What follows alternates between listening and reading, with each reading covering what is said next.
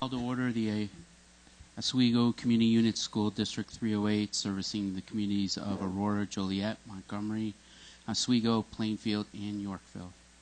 Can I have a roll call, please? Mr. Baumann. Here. Mr. Lightfoot. Present. Mr. McDowell. Mr. O'Neill. Mrs. Paul.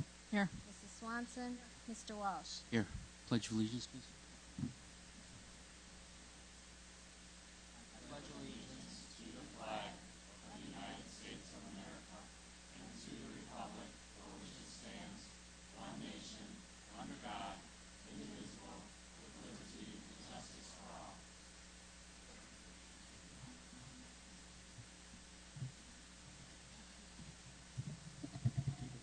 Yep.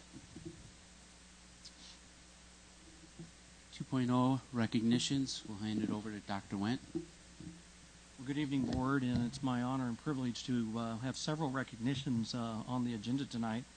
We're going to begin, and we're going to make our way over here for greetings with certificates, etc. Tonight, it's an honor. We will bring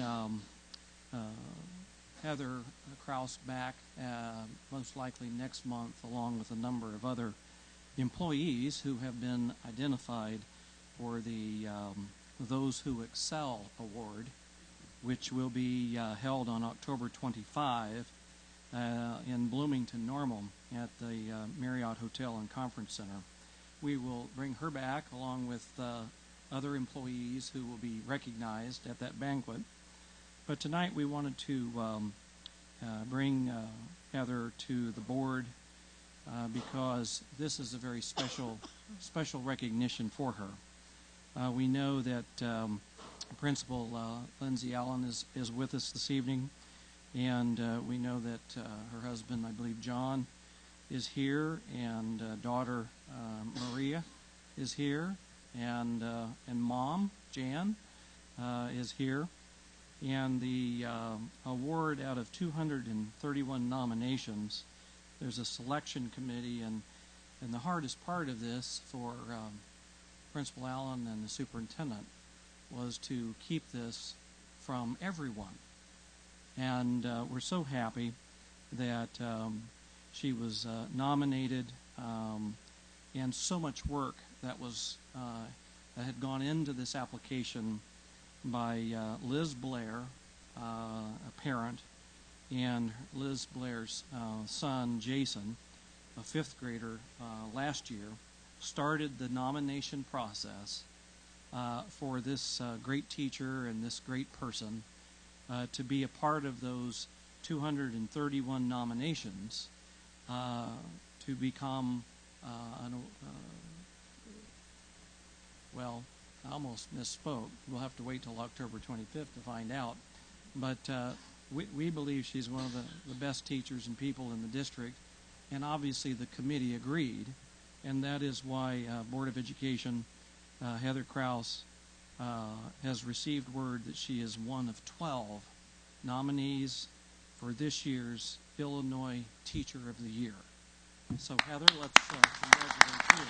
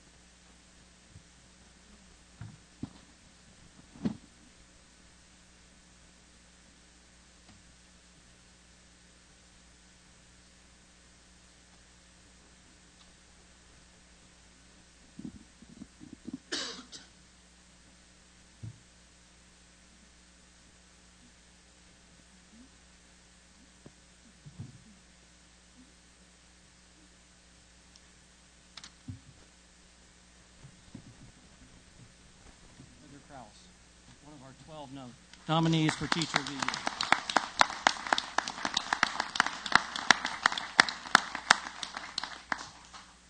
Mr. President, our second recognition tonight involves more than one individual. We have published authors that we want to bring to you. There's a special project that was led in District 308 by Dr. Lourdes Ferrer.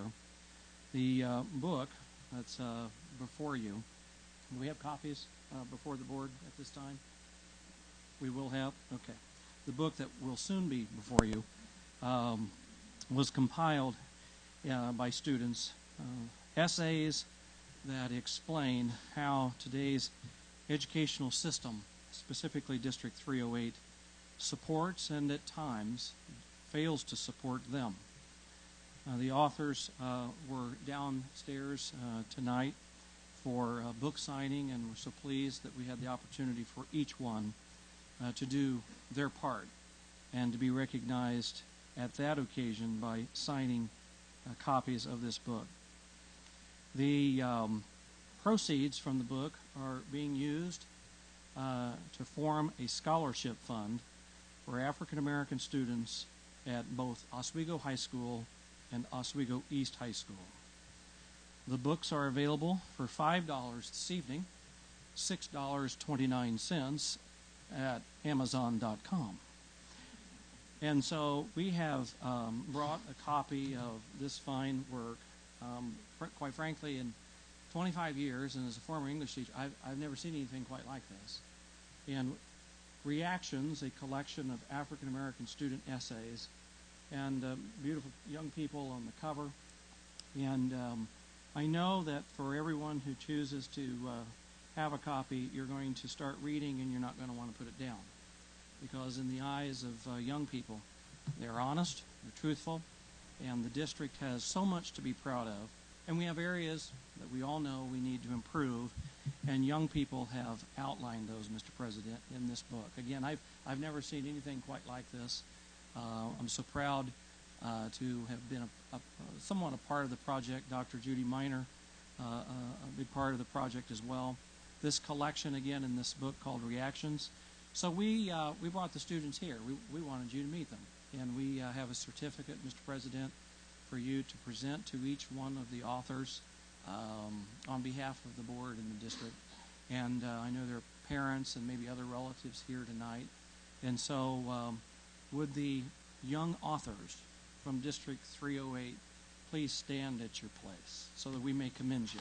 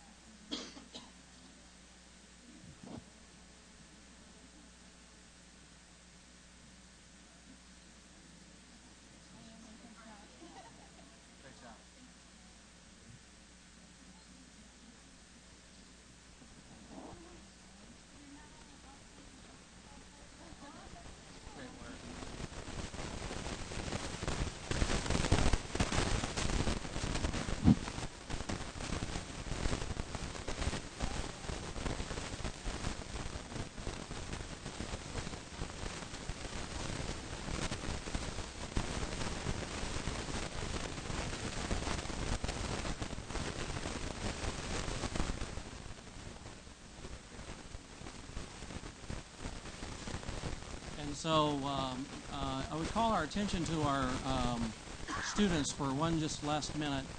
Come on up.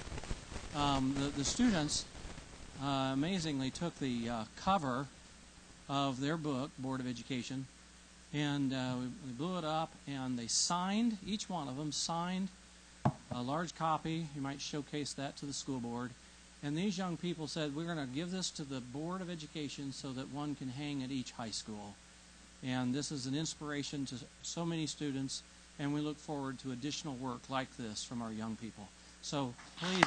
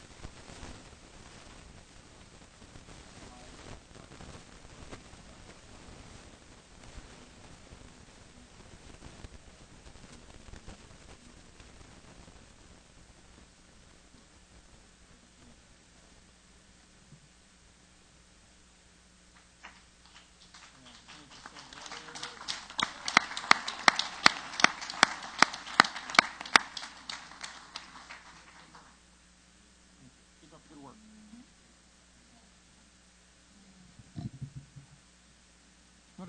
That was a great start.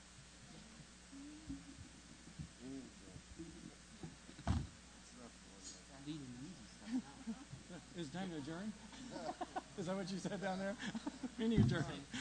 Yeah, let's just be on the same side. That's possibly go wrong, right? Oh, we have more good news. Oh, gosh. Oh, it's a night of dreams. It's all good. Another option to the budget?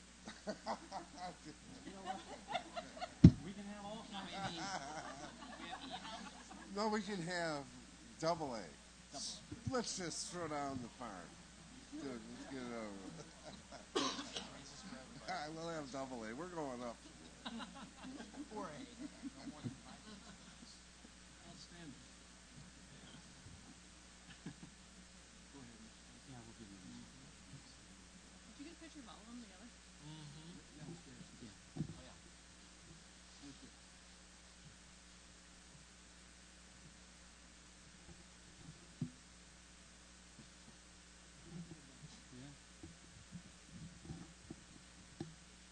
Okay, we'll move on. 3.0 public hearing.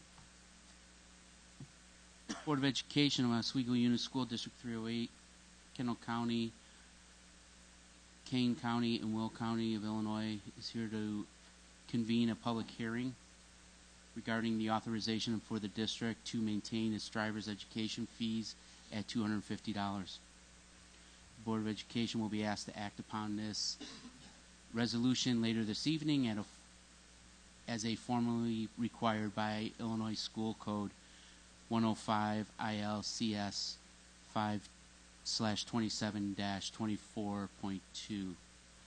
Dr. O'Malley, do you have any comments on this as we open up? This public hearing is now open for any public comment. Is there any public comment at this time?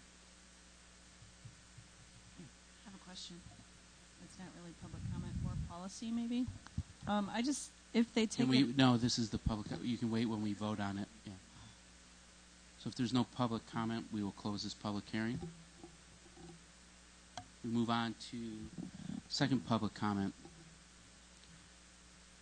Oswego Community Unit School District 308 Board of Education opens up public comment on the 2015 FY 2015 tentative budget that has been on public display since August 14, 2014. Are there any public comments at this time? Okay.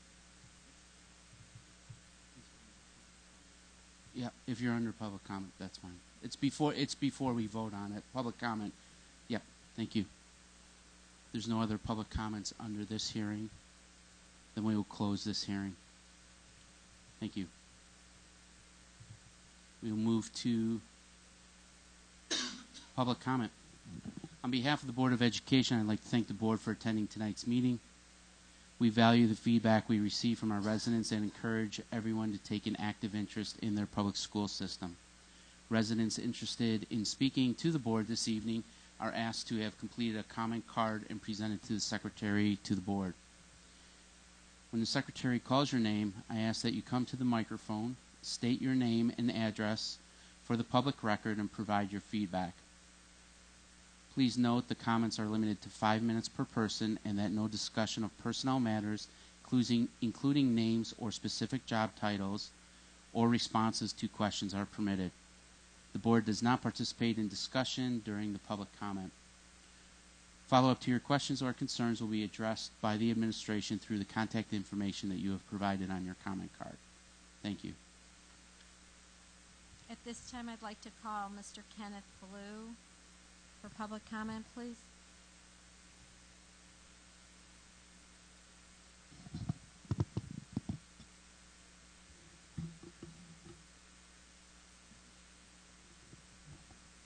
Kenneth Blue, you hear me?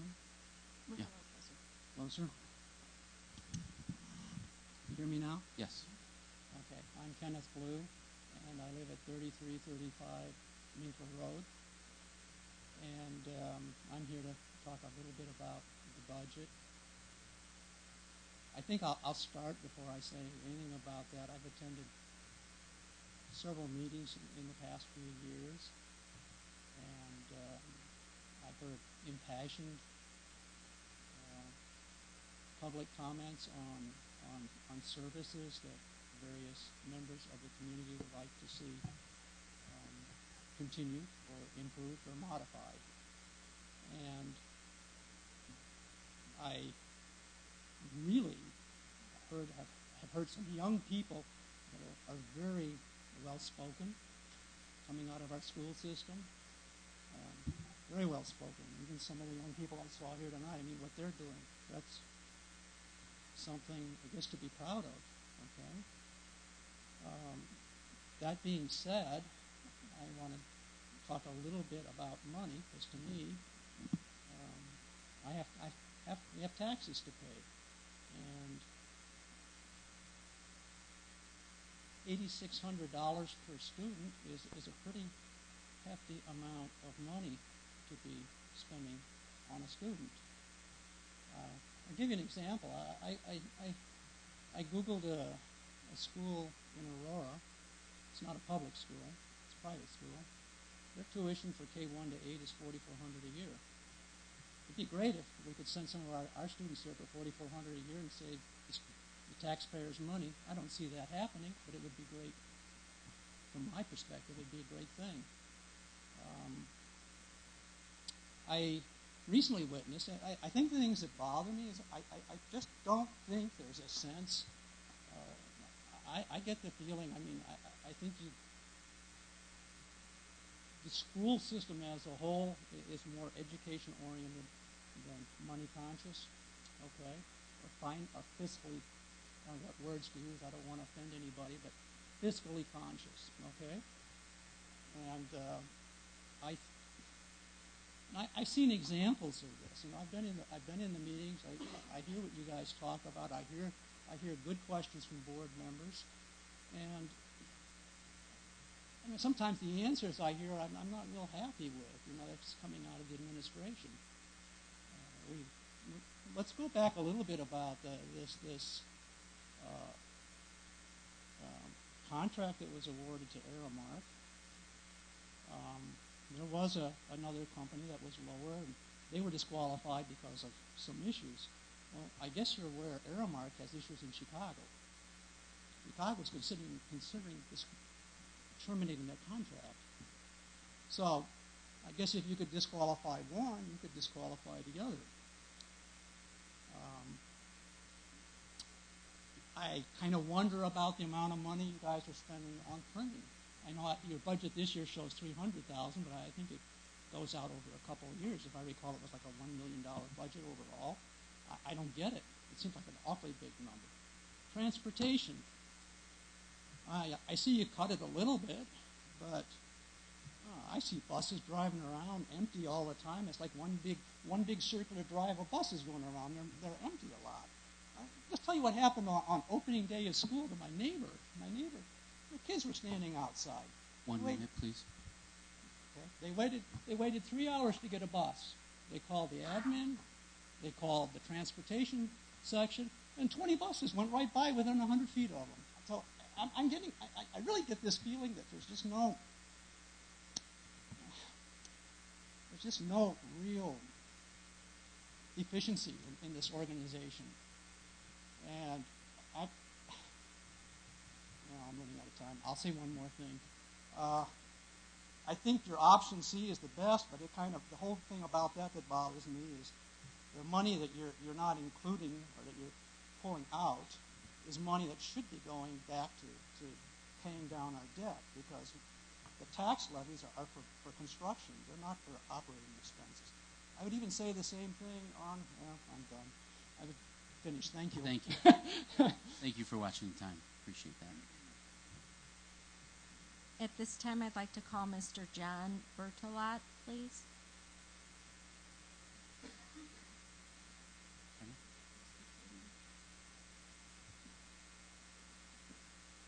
Good evening.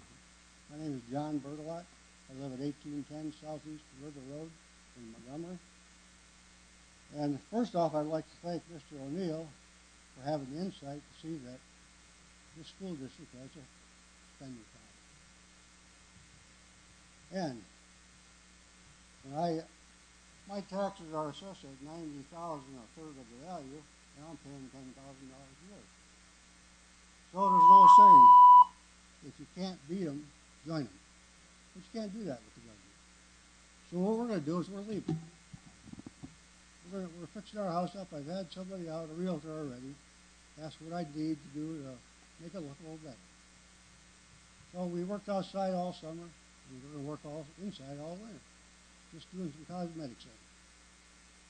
Because we ain't paying $10,000 a year. That's ridiculous. To live in a $270,000 house.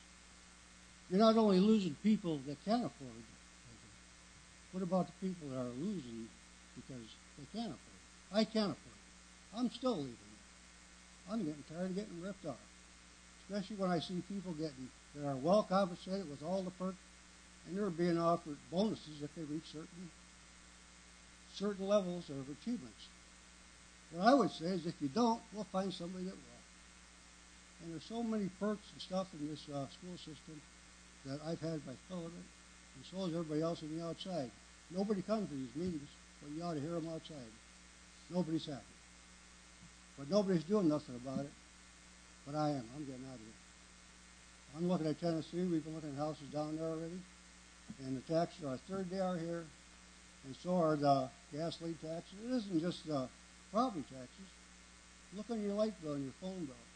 There's taxes right in this bill on that. And then, so we've had enough of it. So we just hope we can find somebody dumb enough to buy it. That's the big problem. So this will probably be the last meeting I'll ever come to, because I hope to be out of here within a year. And I got to go see the assessor next week, because he's got me way too high again. So I still got 2 minutes left, but I came unprepared today because I really didn't know the meeting was today until a few hours ago. And I usually jot a few. I got a list this long of things that don't get the ledger. All you do is get depressed every Thursday. Because there's always some way of taxing it. And I'm right here with the taxes. And it isn't just a school board. Look at the Taj Mahal down there in Montgomery and Oswego. Maybe that's why we're paying all them taxes. We don't need all them buildings. Look at the police station in Montgomery. And look at the county. Don't read the ledger. Wonder why you're paying $50,000 extra. Who's minding the boat? So I just wanted to say goodbye to everybody here and good luck, but remember this, the pig gets fat and the hog gets slaughtered. See what happened in Detroit? It isn't funny, really. It really isn't funny. People out there aren't laughing. They've had it too. The problem is they don't come in here. If you had 100 people out there, maybe our tax would be a little lower because you people would be a little bit tighter on the belt. When you're driving people out of their house, because they can't afford it. You're also driving people out because they can't afford it. I'm not paying $10,000 a year to live in a house I got paid for. So thank you for your time, and again, keep up the good work, Mr. O'Neill. I hope some of the other board members go along with him on that. And usually these meetings, he goes here and out there, but I don't care if he does it anymore myself because I'm out of it. My friend just left Florida there in June, and they're all retirees, these people. One went to Indiana, one went to Florida. The one that left for Florida this June, he sold his house to a family with 2 kids. So you took a retiree, and now you got 2 more kids to educate. And that's what's the problem. A lot of the retired people, we can leave. We don't have a job tied to it. Caterpillar will probably be gone in 3 years. I got a feeling. Half of 3/4 gone now. I worked there when I was 14 years ago, retired. I'm making $539 a month less now than when I retired. 30 seconds. And I haven't got a raise since, but now I'm paying more medical. And everybody else gets raises. This is too top-heavy, this district. Get rid of some of the assistants and put more money into teaching. And there's also a lot of programs that should be taught outside. Like you want to learn Spanish, learn it on your own money, not the taxpayer. If you want to learn English, Thank you. Time is up. Before you got here. Thank you. Thank you. At this time, I'd like to call Elsie Chavez, please.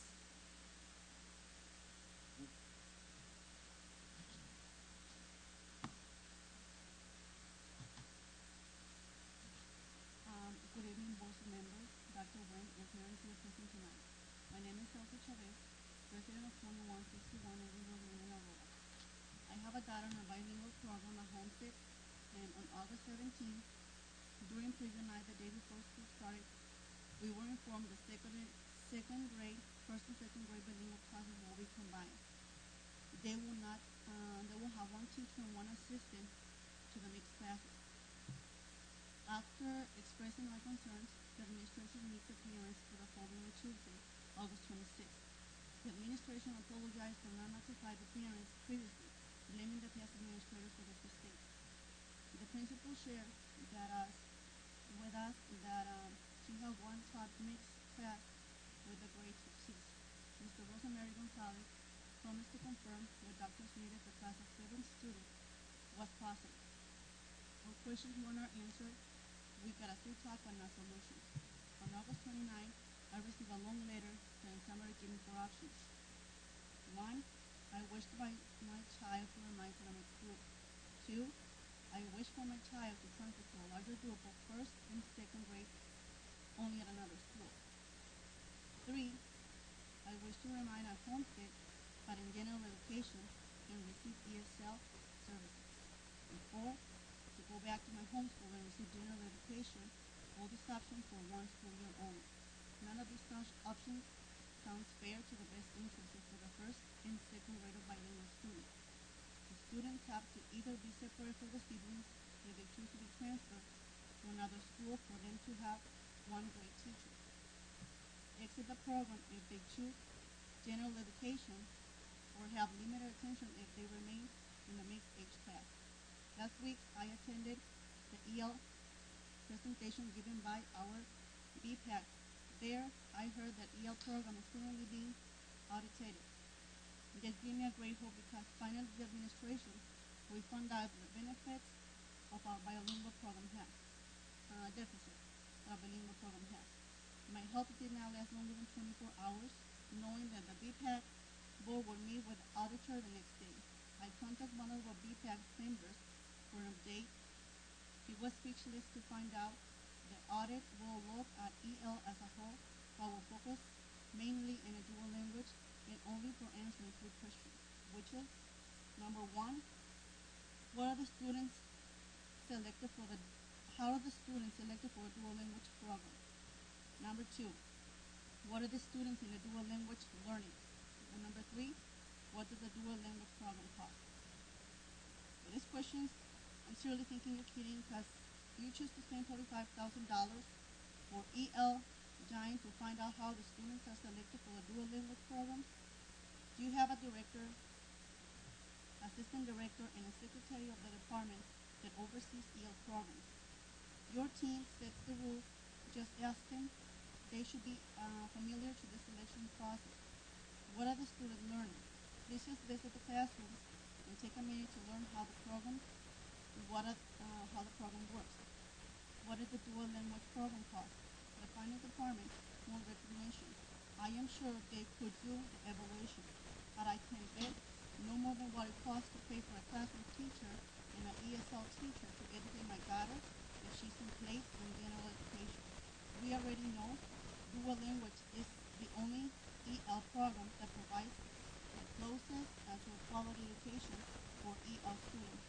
Why do we use the auditors? 1 minute. To shed the light of the results our bilingual programs have, and to help you create an appropriate bilingual curriculum, because they will inform you that a bilingual program doesn't have its own curriculum, materials, or resources in place. I am extremely disappointed that a first and second grade students' right to a resourceful fair education is denied only because they happen to be the smallest group. It is unacceptable for the administration to hire a teacher to provide a first grade elementary class for 30 seconds. to choose to spend $45,000 on 3 questions that could easily be answered while the superintendent communicates with his own team. This administration invests time, money, and resources all summer to change the district logo, but didn't have 10 minutes to write a letter to inform the parents that the first grade children will have no teachers and will have to be done in a class with older students. I cannot understand what the priorities of this administration are. Thank you.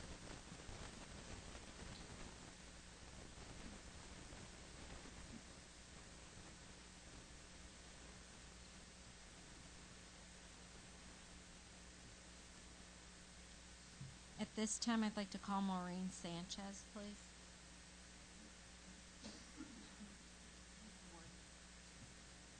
I'm Maureen Sanchez. I live at 615 Spruce Court. In Oswego, I have 3 kids in the district, 3 schools, hooray. 3 schools, which means 3 times the fundraisers for my free public education. I get invitations to Culver's Night, roughly 3 times a week. I get invitations to booster-thons from different schools 3 times a week. Tonight's budget night, from my understanding of the agenda. I would like to know where the heck all the money's going. I want to understand. I might not agree with everything that the gentleman said earlier about taxes and about moving out of Oswego because things are a little top-heavy, but I will tell you that it frustrates me to no end when my kindergartner comes home crying, "Mommy, if you don't participate in this booster-thon, we're not going to have playground equipment, Mommy. You have to participate. Good job brainwashing the kids. That's fantastic. Where's the money going? Can someone please tell me where the money is going?" It is very frustrating to me that our taxes are as high as they are, and we are constantly hit over the head looking for bot stops for education, with which I dutifully cut out and send into my schools. We are hit with market day, processed crap that we sell to our children and to our families, but we tell them we don't want them to be fat. But we sell them this stuff because there's a kickback on the back side of it so that we can make money. Where is the money going? We encourage them to go to Culver's, deep-fried butterburgers, so that our district can get more money. I am really frustrated about the money factor. Where is it going? And I know none of you can respond to me right now. I can see from the smiles and the nods that you know what I'm saying. It's really frustrating, and it's magnified by the fact that I have 3 children in 3 schools, and each one of the schools is begging for more money. The hands are always out. I applaud District 308 for its efforts to fill Kendall County Food Pantry. I'm participating in my son's school and being a community outreach person to get that really going. I love that we're putting our hand out and asking to help the citizens of our community. Absolutely love it. Because test scores are going to go up if our kids are eating, right? That's all. I just want to express that I'm really frustrated by the money. I'm frustrated that no matter what happens, the hand is always out for the free public education, the registration fees. I don't know what any of it pays for anymore. I don't know where the money goes, and I'm frustrated. Thank you. Thank you.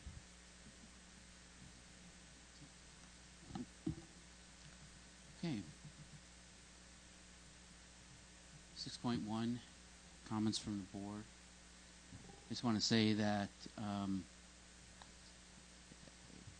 Mike apologized that he could not make tonight's meeting, especially with the recognitions that we were involved with tonight.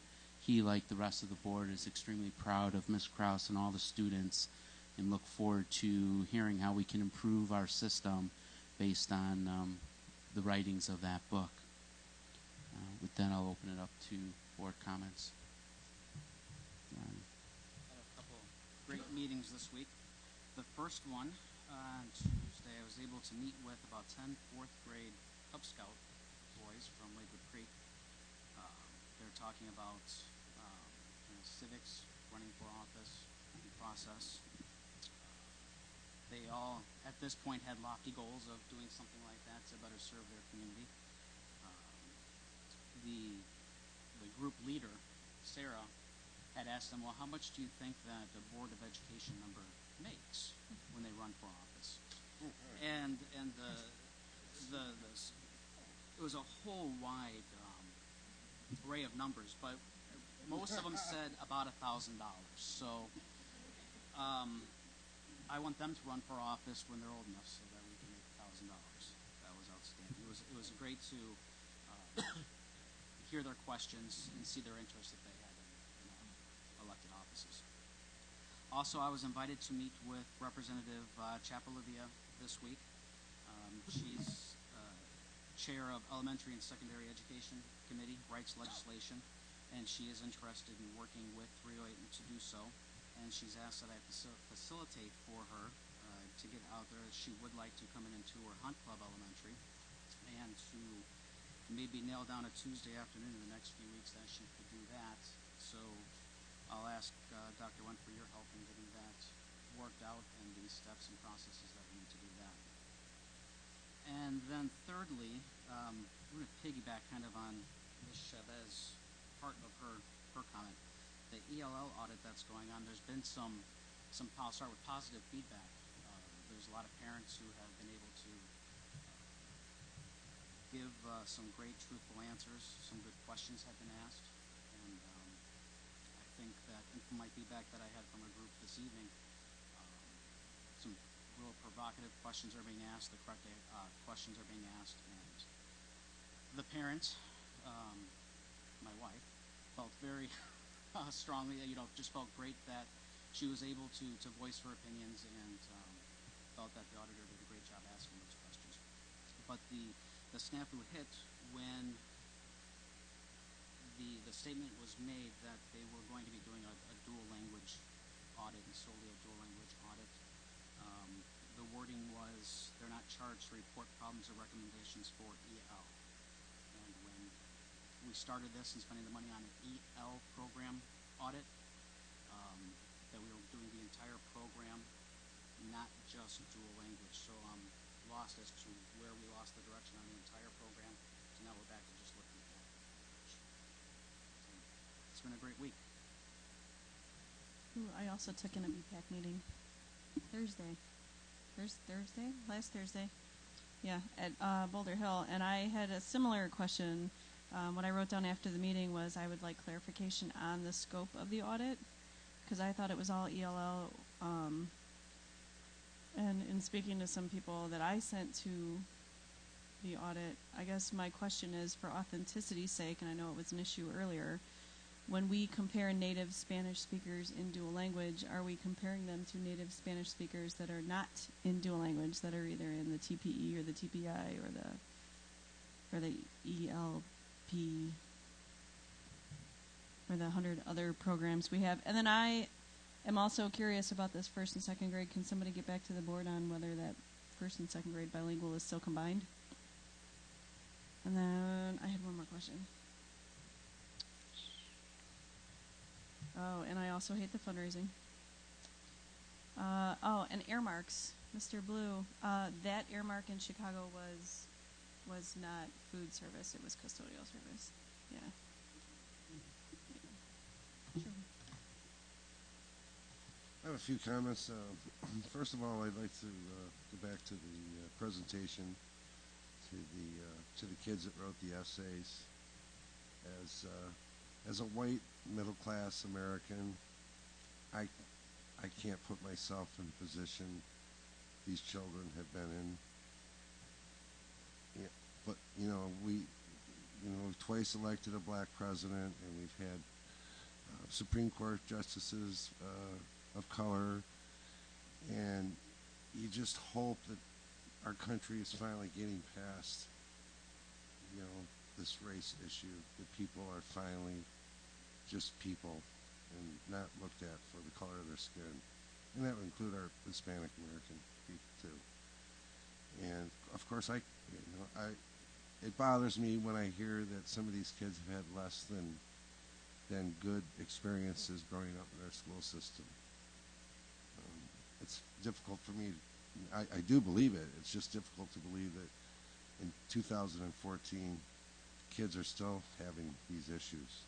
I grew up in the 70s. We had a lot of racial tension in the schools that I went to. And I just would hope that someday we can get beyond that.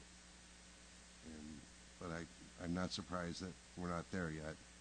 But I think we're getting there. And I hope everybody knows that this school district's committed to doing that. Moving on to some of the comments made on the tax issue. I just want the board to know that I think it's true that while you only see one or two people maybe come here and complain about it, there are hundreds, if not thousands, of people. It's not that they don't support our schools. They do. They cannot afford. You cannot tax people. There's just no limit to it. There is a limit to what we can do. And I would think that a great deal of people that live in our community think we've gone past that limit as far as what a person should have to pay to live in a home. A fundamental American constitutional right to own property does have limitations of what the government can take from you. And twice we've had to get congressional approval from the state of Illinois to breach the limits that were put on by the state legislature so that we could tax our citizens more. And it appears to me, I'll be surprised, we don't have to go back for a third time before, because we will not have our bonds paid sufficiently enough before growth hits the school district again. And to me, it's a well that's run dry. That's why I talked about other options for the district as far as budgets. I'm sincere about trying to limit the spending of the district. At the same time, recognizing that costs go up, there is growth, that we do need to fund our schools. We also have to be mindful that there's a lot of people here that simply can't afford it. And we can't help it that we live in a state who's abandoned public education and refuses to fund it. 49th out of 50th. That's not the fault of the people that live in these homes. So we have to be mindful of that when we pass budgets and we propose spending issues. So I would hope that going forward, I think, I have proposed alternate budget options, and, I would like to move forward with that, but I think we do have a finance committee, and I think I should probably defer that to the committee to work on a plan for budgets going forward. And I know Brent has expressed some, desire to move in that direction as well. So I hope that we can work on that. I hope we can give the school administration a very clear guideline as to the spending restraints that is expected of them by this board. I do not think that the current budgetary process works well for our citizens. It works well for the district, but it does not work well in restraining spending. And so we're going to have to change some things, and I think we have a roadmap to do that, and I think it's going to be fair. I think it's going to fund the school adequately, and I don't think it's going to provide tax relief, but it's going to keep taxes from going up from what they're already ridiculously high. And there's thousands of people. I get comments every single week from people regarding that issue. And then I guess that's about it. So thank you for your time. Thank you. Any other comments? No, I think we're starting to see the beginnings of the results of unintentional consequences when we specifically am talking about the federal school lunch program. I think we're all aware, we've read in the press about changes that have made, new nutritional guidelines, new food limits. I think the district has done a good job working with our partner in implementing those. It's interesting because I mentioned to Dr. O'Malley maybe a month or two ago, I said, it's not a top priority, but I think at some point this year I'd love to see a report on the number of lunches served on a per capita basis and trend that over like 3 or 4 years or 5, whatever it is. I think we are going to see a decline in the number of lunches that we're serving because of what is now offered versus what was offered. And I'm not going to argue with you one way or the other about, is the food healthier? Is it better for the kids? Yes. But I think it's causing some kids to not eat. And at the end of the day, we need to always remember that, unfortunately, some members of this community are struggling, and the school district provides free and reduced lunch to those children. But if they choose not to eat here and they're not getting fed when they're not here, that's a problem. And that will, as to the comment Mrs. Sanchez made, that could cause our test scores to go down, right? And I'm just saying there's nothing we can do about it at the second, but I think we need to keep this on the back burner and start thinking about what can we do here. There are some districts around the country that have said we will forego the federal funding and choose to locally find a solution and set guidelines, et cetera, et cetera. And I'm not calling for that today. I'm just saying it's something that we need to keep on the back burner to start thinking about. It kind of goes to the whole, where is governance? Where does it come from? Are we allowing it to come from the federal aspects, or are we making those decisions right here in the community? And I would also make. We're all in agreement, I think, about. I think everyone's. I don't want to say frustrated, but we do get tired of the Culver's nights and the market days and all those things. But those are perfect examples of very local decisions. All of those programs that were mentioned are started and initiated by individual schools, either from a PTA or a PTO type situation. And so, the answer to the solution of where's the money from that going, the answer is at the school. Let's go talk to the school and find out where that is. I was just thinking of that and wanted to make a quick comment of saying, I don't think that the school board's position is to tell each one of our schools what they can and can't do as far as fundraisers go. I think that's up to the schools to decide. And the reality is that parents can choose to participate or not participate. I understand the argument of, I don't want to say brainwashing, but that was the word that was used. The way things are said to the kids are impressionable. That's the way it is. But so mom and dad need to also do their part at home to help those kids understand why the money is being raised and what it's being used for. And I think if I'm put in that position as a parent where I don't know what the money's being used for, I'm not going to contribute a dime until I make a phone call or send an email and find out. And I think those are things we can think about. Thank you. I think that's a great point, that all the fundraisers, all that money does go back into the schools and is used by the schools, just as the, I would say, silent fundraising that's done by all the teachers and all of the money, their own money that they contribute to the schools and their classrooms is in that individual school as well. So there's a lot of fundraising and a lot that we don't even know about. There's no other comments? I just have one, because he reminded me when he said about the fundraisers. Prior to this year, my cell phone from the school only rang when there was a snow day for school or my kid was in trouble of some sort. This year, I'm getting bombarded by these messages. I mean, 3, 4 a week now of this fundraiser, this school activity. All sorts of messages, and I do not want my cell phone being a marketing tool for the school district. If you have an issue with my child or you're going to close school, you may call me. Otherwise, I don't want to hear from you. And I do not want things sold to me, marketed to me, and if I am interested in school activities, I will look on the website. I do not want my cell phone called over and over and over and over, and it's been happening all year long. So I'm going to address that with Miss... Uncheck the box. Yeah. Uncheck the box. But I want to be notified when the schools are closed, or... It will. So there's a box that you can check to only be notified in emergencies and not have your cell phone. I'm not aware of that. It's the district one. Because that will be a district message, not a school message.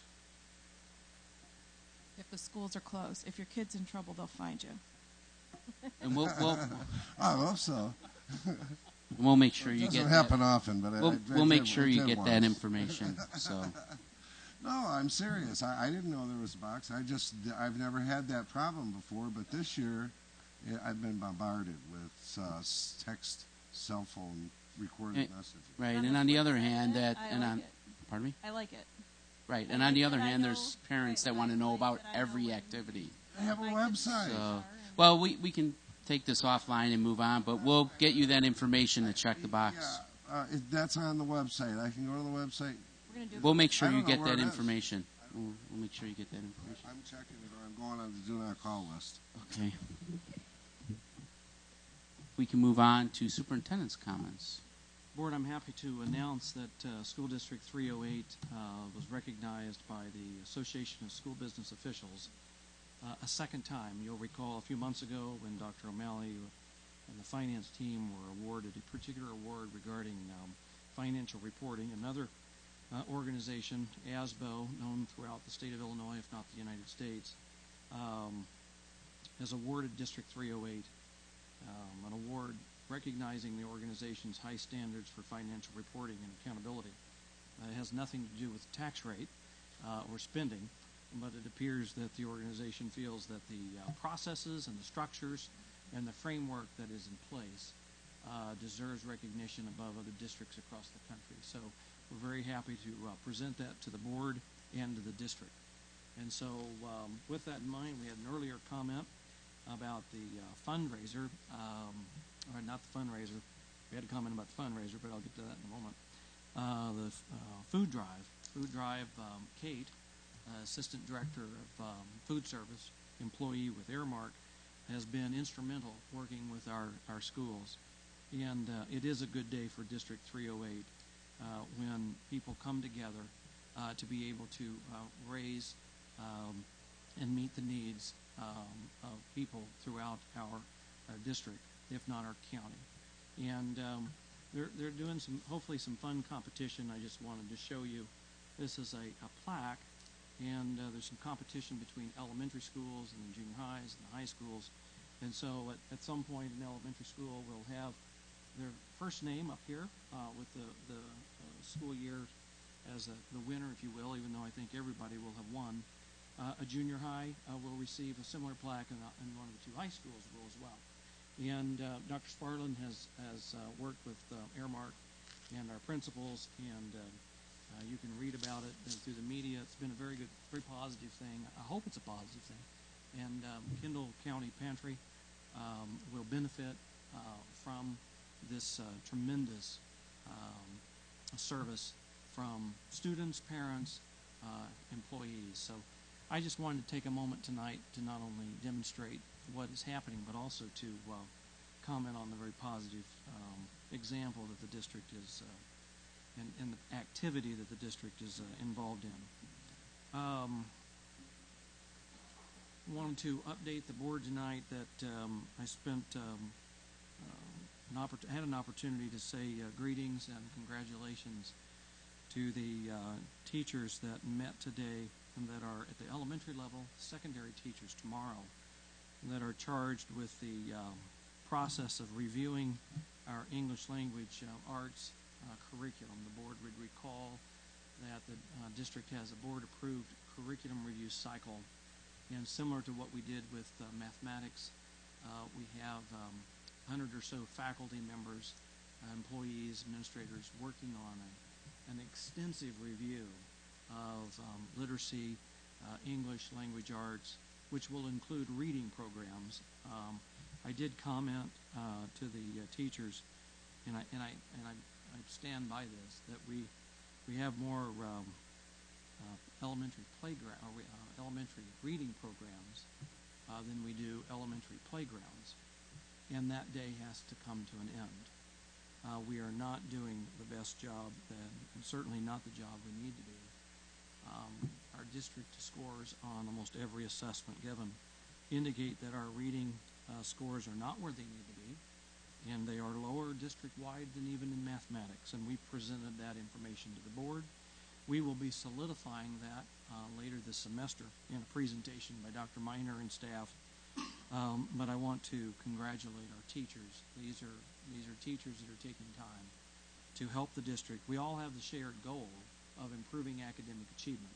Now we're working through the process of how to make that happen. And so to that end, I also want to comment on a particular statement that was raised 2 weeks ago regarding P cards. I got to thinking about the P card because the P card was something that was here prior to my tenure, but quite frankly, I think we have done a tremendous job with what we're doing with what's been known through the district as the P card. The first chart that I want to show the board is the actual last item. I want the board to have the facts about P card usage and the rebate. And if the board wants to work with this information, we certainly can do that. But when somebody asks you about P cards in the district, please note that there were 252 in use in fiscal year 13, and we've dropped that to 199, and there is a plan to continue to decrease that number of P cards because the idea is to centralize that system. And when we centralize that system, you'll notice that the rebate that is earned, the percent, you'll notice it was 1.17 in 12, and it's now up to 1.33. That will continue to increase as we are able to utilize more of what would be called a district P card or a district centralized system. I'm very pleased to note that the increase and the projected increase for this fiscal year is in line with what Dr. O'Malley and the finance team is leading. I understand that based on the numbers that were provided to me that just over $56,000 was brought in through the rebate system in fiscal year 12, and that would have been that 11-12 school year. And then as we moved into fiscal year 13, you'll note that that's gone up to $67,000, on up to $77,000, and because of the assistant director, and the question was asked, who is our P card representative? That is the assistant director, and the board would recall that the organizational chart that this board approved included the hiring of an assistant director with the idea that the P card rebate dollars would pay for that position. $77,000 this past fiscal year, and Dr. O'Malley is projecting that will increase to $170,000 because that person now has been in that role and has had the opportunity to adjust contracts and the way we do payments in the 8th largest school system in the state of Illinois. We believe first of all, we know that $170,000 would not only pay for the assistant director's position, but there would be dollars obviously remaining from that salary and benefit package. That's great news. So that is achieving what this superintendent communicated to the board. If the board as a whole does not want to continue to move that direction, we can have that conversation. But I wanted to go back after reflection from 2 weeks ago and remind everyone that the organizational chart was approved with the assistant director's position to serve as the P card district representative. We communicated to the board at that time that position would be paid for through P-card rebate, not general state aid or any federal funding. That is now happening, and we believe that that will continue to happen. And we're very excited about the centralization. I've not heard anything from staff that this is not that this is failing. In fact, I believe that proof is in the numbers that we can always do a better job. But I would remind this board of where we were in 2012 and where we are in 2014 and where we will be in 2015. So I wanted to do this report because oftentimes the finance folks are just back in the offices and the cubicles doing their job, and they're not here to necessarily speak to the board and reflect what they're doing. But they're doing what we've asked them to do, and by the numbers on the rebate, and I know Mr. Lightfoot, Ms. Swanson, and Mr. Walsh have been on the board prior to this period of time, and I have to assume you've, in your 4 years, have experienced the conversation around the P-card and the rebate, and I'm sure these numbers early in 12 look familiar to you, and I'm happy to report that the system is working, and I hope that we will continue to allow that, because I don't know that there's a ceiling. I'm sure there is, but at least we're heading in the right direction. I would not have wanted to give this report to you with the numbers going in the other direction. That would not be a good day for the superintendent. So if you want to take this information, you want to reflect on it, or what questions do you have for the administration tonight? Is there anything that's missing? Again, when board members comment during public or during your comment, we try to capture what is being said and then come back and report on it. What is missing from this report that can provide you with more clarity? Do we pay interest on P-cards? Dr. O'Malley, is there an interest on P-cards? I don't believe there is. Is there? No. So it's really a win-win. And the P-card system was in place before I got here. Responsibility of the vendor? Dr. O'Malley, we can't hear you. It's the responsibility of the vendors, not the responsibility of us to pay that interest. So when we get the bill, it's paid within the term, so there is no interest accrued from the P-card provider. It's normal how all corporate P-card programs work. Well, I want to say some positive things. The number of cards issued going down, I think, is good. That's a better internal control for the school district from an accounting standpoint. I'm not going to knock the person who's doing this job, but I would like to point out that when you add a $6 million food service contract to the P-card, you're going to see a big jump. And, that's not necessarily a lot of extra work, is it? What's wrong with that? Well, there's nothing wrong with it, but it doesn't require a whole lot of work on to take one contract and move it on. Oh, yeah, it took a phenomenal amount of work to organize a contract that was like no other. But no other contract in the state has the P-card payment included in the documents. And so the process to put this into place was phenomenal. And let's not forget, we sat at a table where there was some, I would say, there was an intent that was above and beyond to challenge our processes in the food service, which when... I'm not trying to minimize it. I'm just saying it was a single... Okay. It's a single item that was moved, that was previously not... If anybody wants to see why it jumped, it's not like there was $6 million of hundreds of purchases that were... Well, but there's two ways to approach it, theoretically. You can go after all the bits and pieces, or you can go after the big target. We went after the big target first, and we're going to make our way down and to look into all the smaller, more specific contracts. But we felt we'd get the most bank and the biggest buck in going for the biggest contract. That's exactly what we did. And that contract was up for renewal. There are other contracts that we have in a system this size that are in the second year or the third year. So I'm glad we were able to get a 1%, 1.33%. Our goal was, at least my goal, Mr. O'Neill, was to point out, we can get into the numbers and always ask the board-approved finance committee to do that. But I think the question was about the role of the person. Is it paying for that position? And I wanted to bring you the document that says yes. Okay, I want to make sure we're talking about the same person. Is this the purchasing manager is the same as the assistant? Is that the same position? Yeah, Okay, same umbrella. I just want to make sure we're talking about the same guy. No, you're on the same page. All right, Under the yeah, I just want to make organizational sure I'm not misunderstanding whose responsibility this is. So- And I'm not saying that it's not laudable No. to take the $6 million food service We'll take it. contract.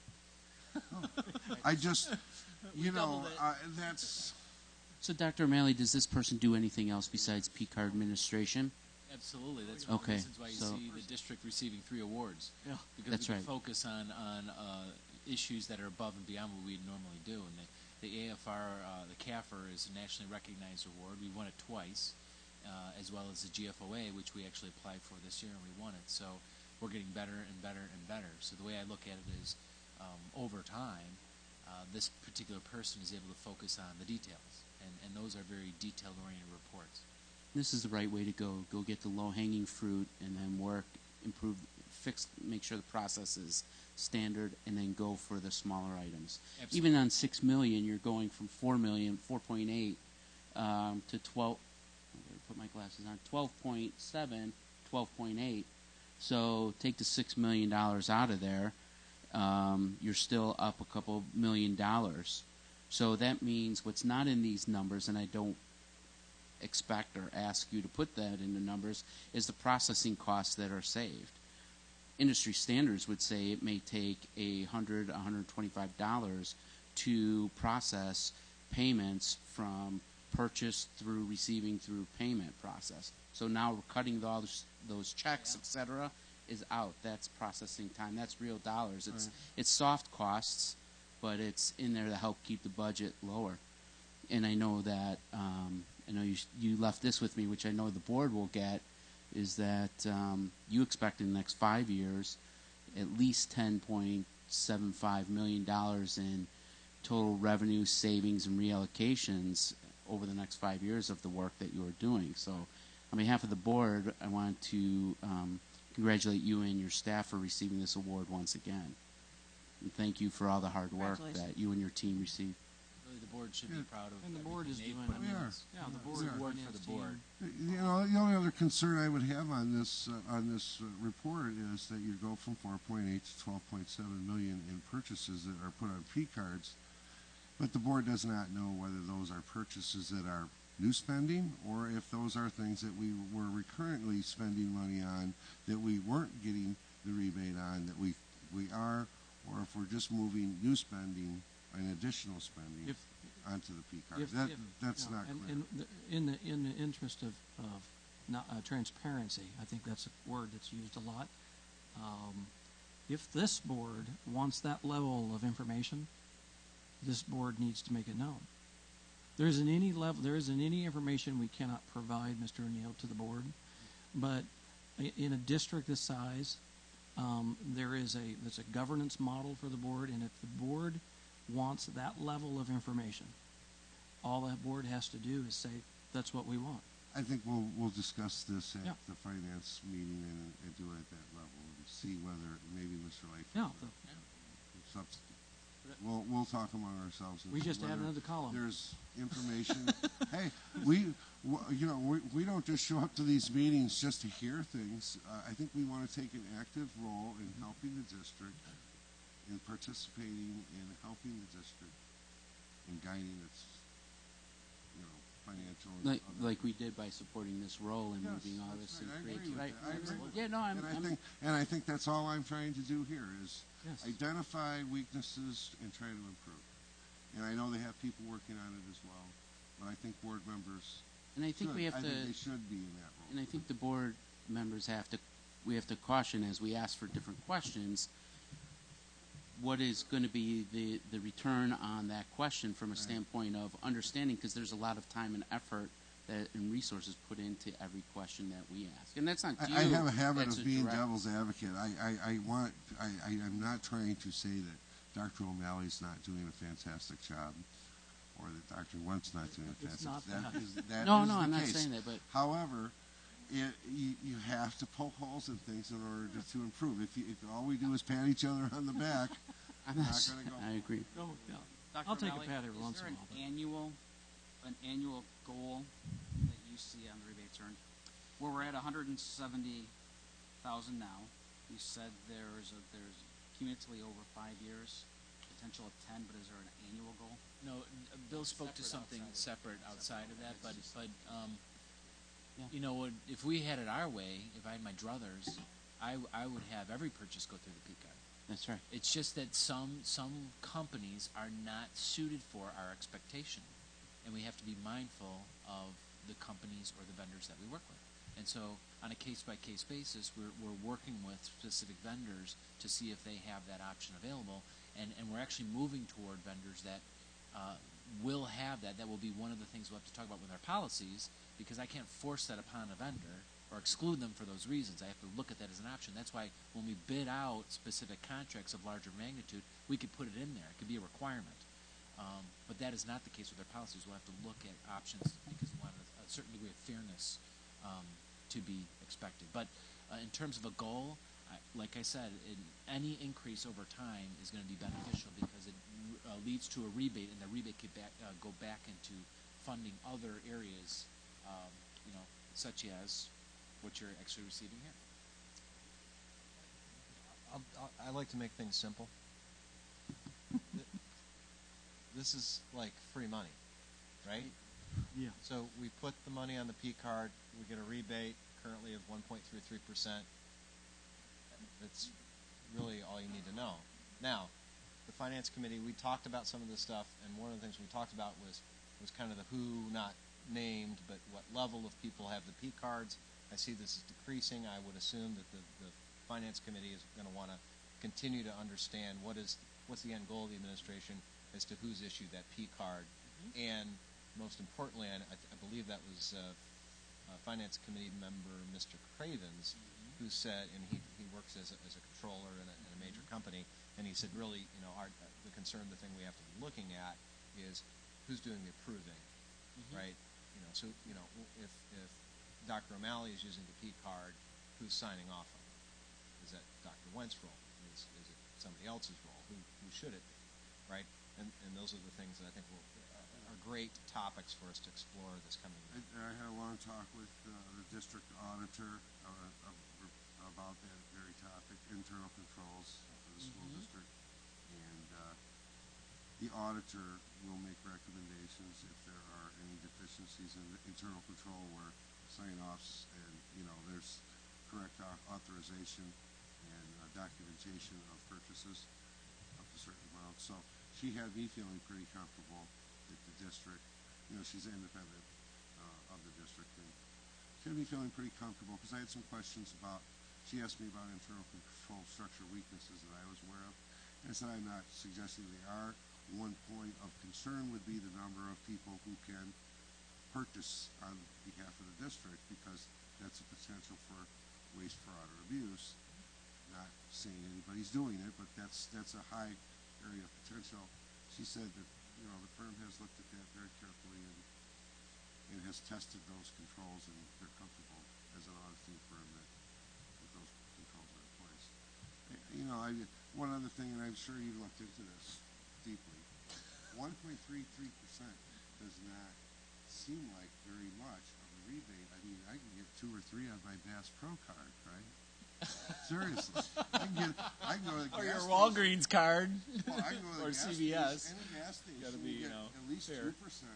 No, it's not working with our banks. We're looking at other options. That was the first negotiations we had with our bank, and we're going to have other discussions on a bi-monthly The P basis. card is a card issued by Well, this particular one is issued by Chase. Chase, and it's just credit card. Pretty much. It's a credit card that the district is fiscally responsible for. It's not each person that holds it. So you can set spending limits. You can set MCC codes, which are merchant codes. I know this is your field of expertise, so I'll defer to you. But why is a consumer credit card able to pay such a higher rate of rebate than because you can get 2, 3. Well, you would think you would get even more. You would get even more. You would think when you're at this volume than at a guy that just goes to the gas station. I think the process here is first let's The program's now under control, as our auditor didn't point out anything last year, and I don't expect them to point out this year. We've moved low-hanging fruit into this program. The next step would be look at more difficult things to move on to it, such as utilities, etc. That's a huge opportunity.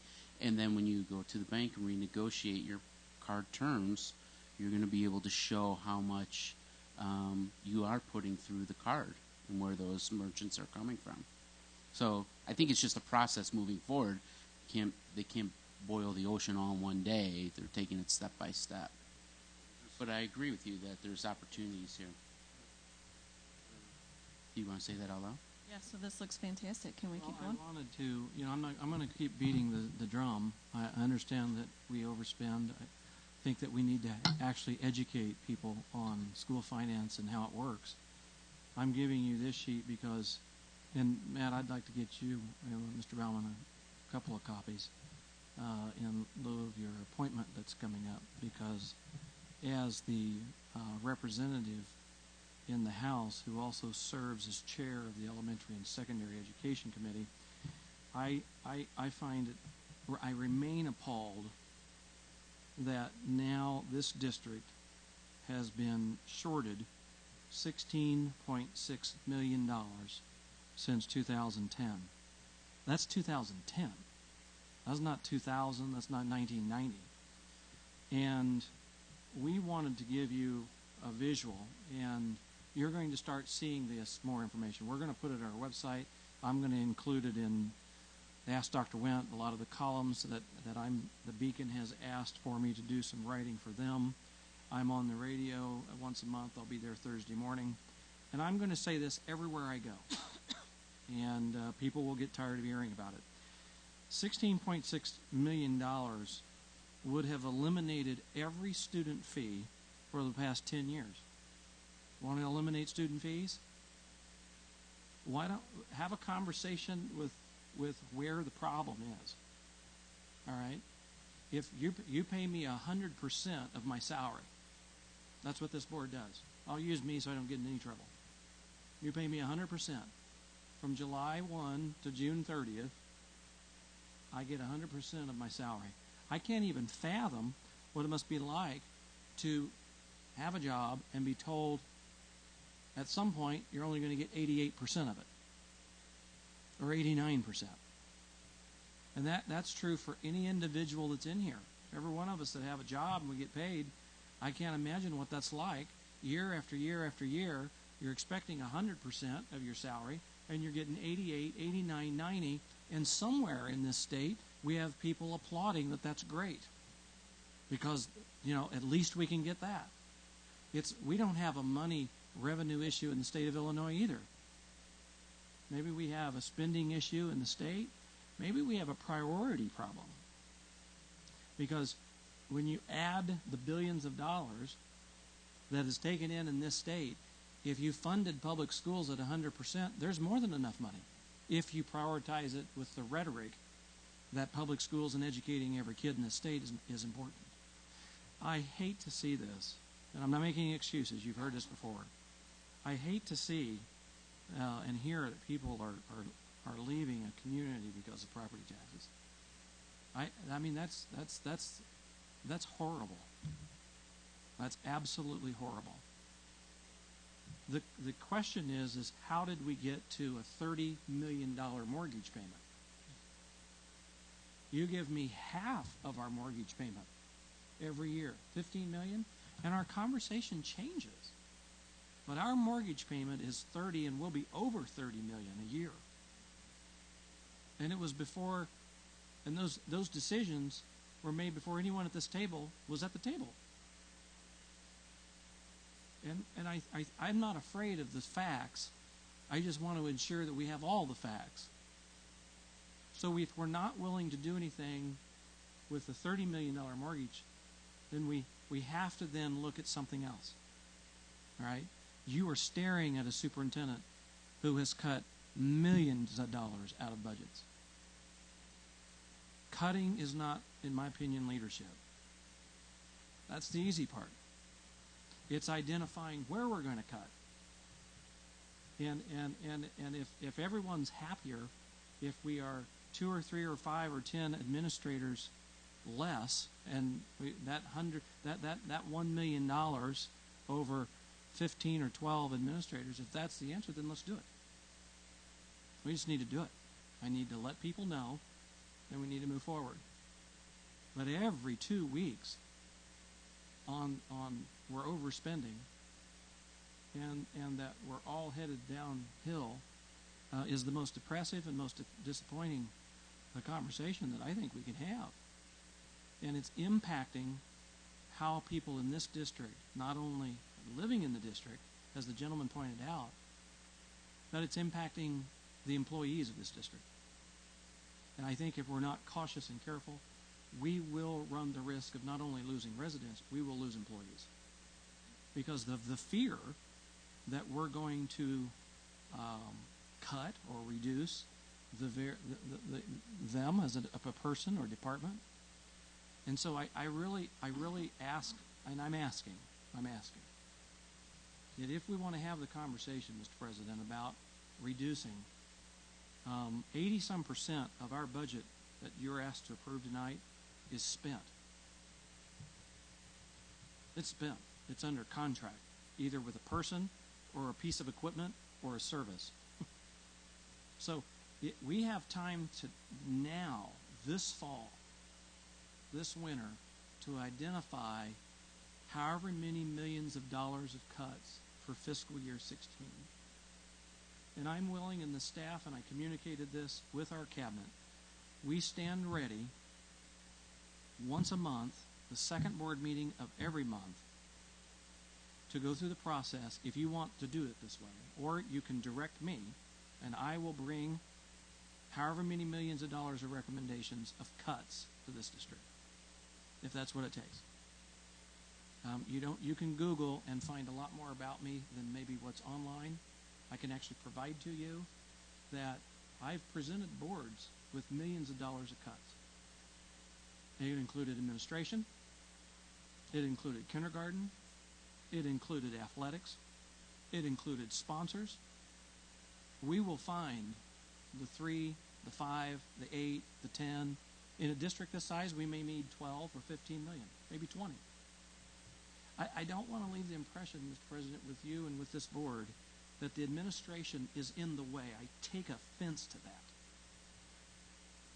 We are not in the way. We work for the board. And this superintendent is going to begin to become more and more vocal. And if it costs me this job, it will do so, and that will be so be it.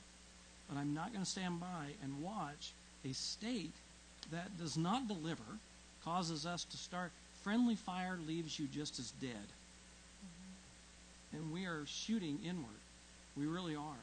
In our community, to have somebody come and say they're going to move because of the taxes. My parents are retired. They live on an income in another state. And it's horrible. But this is part of the problem. And people are dancing around the issue, and it's time for it to end. Now, if Dr. O'Malley, the $49 million construction grant, I don't know where it is, but Mr. O'Neill and Mr. Lightfoot, as members of our Finance Committee, I hope between Finance and the Legislative Committee that I hope we approve tonight. That should be the number one issue. There are 2 issues for that committee, in my opinion. The $49 million that the state, I wouldn't say owe us, but there's been years of history, and we are now, as a district, we are up. It's our turn. We've watched district after district after district. I have the spreadsheet. Now it's our turn. Well, okay, it happens to be 30 to 40 million more than other districts. Well, we're a large system. Wouldn't you take half of the 49 million? How about a third? Could we have a payment plan? Could we have something that returns millions of dollars to the taxpayers of this district where we can pay down the debt? And if we could get our hands on 16 million, I'll make a deal. I won't put any of it in the general fund. We'll pay down debt.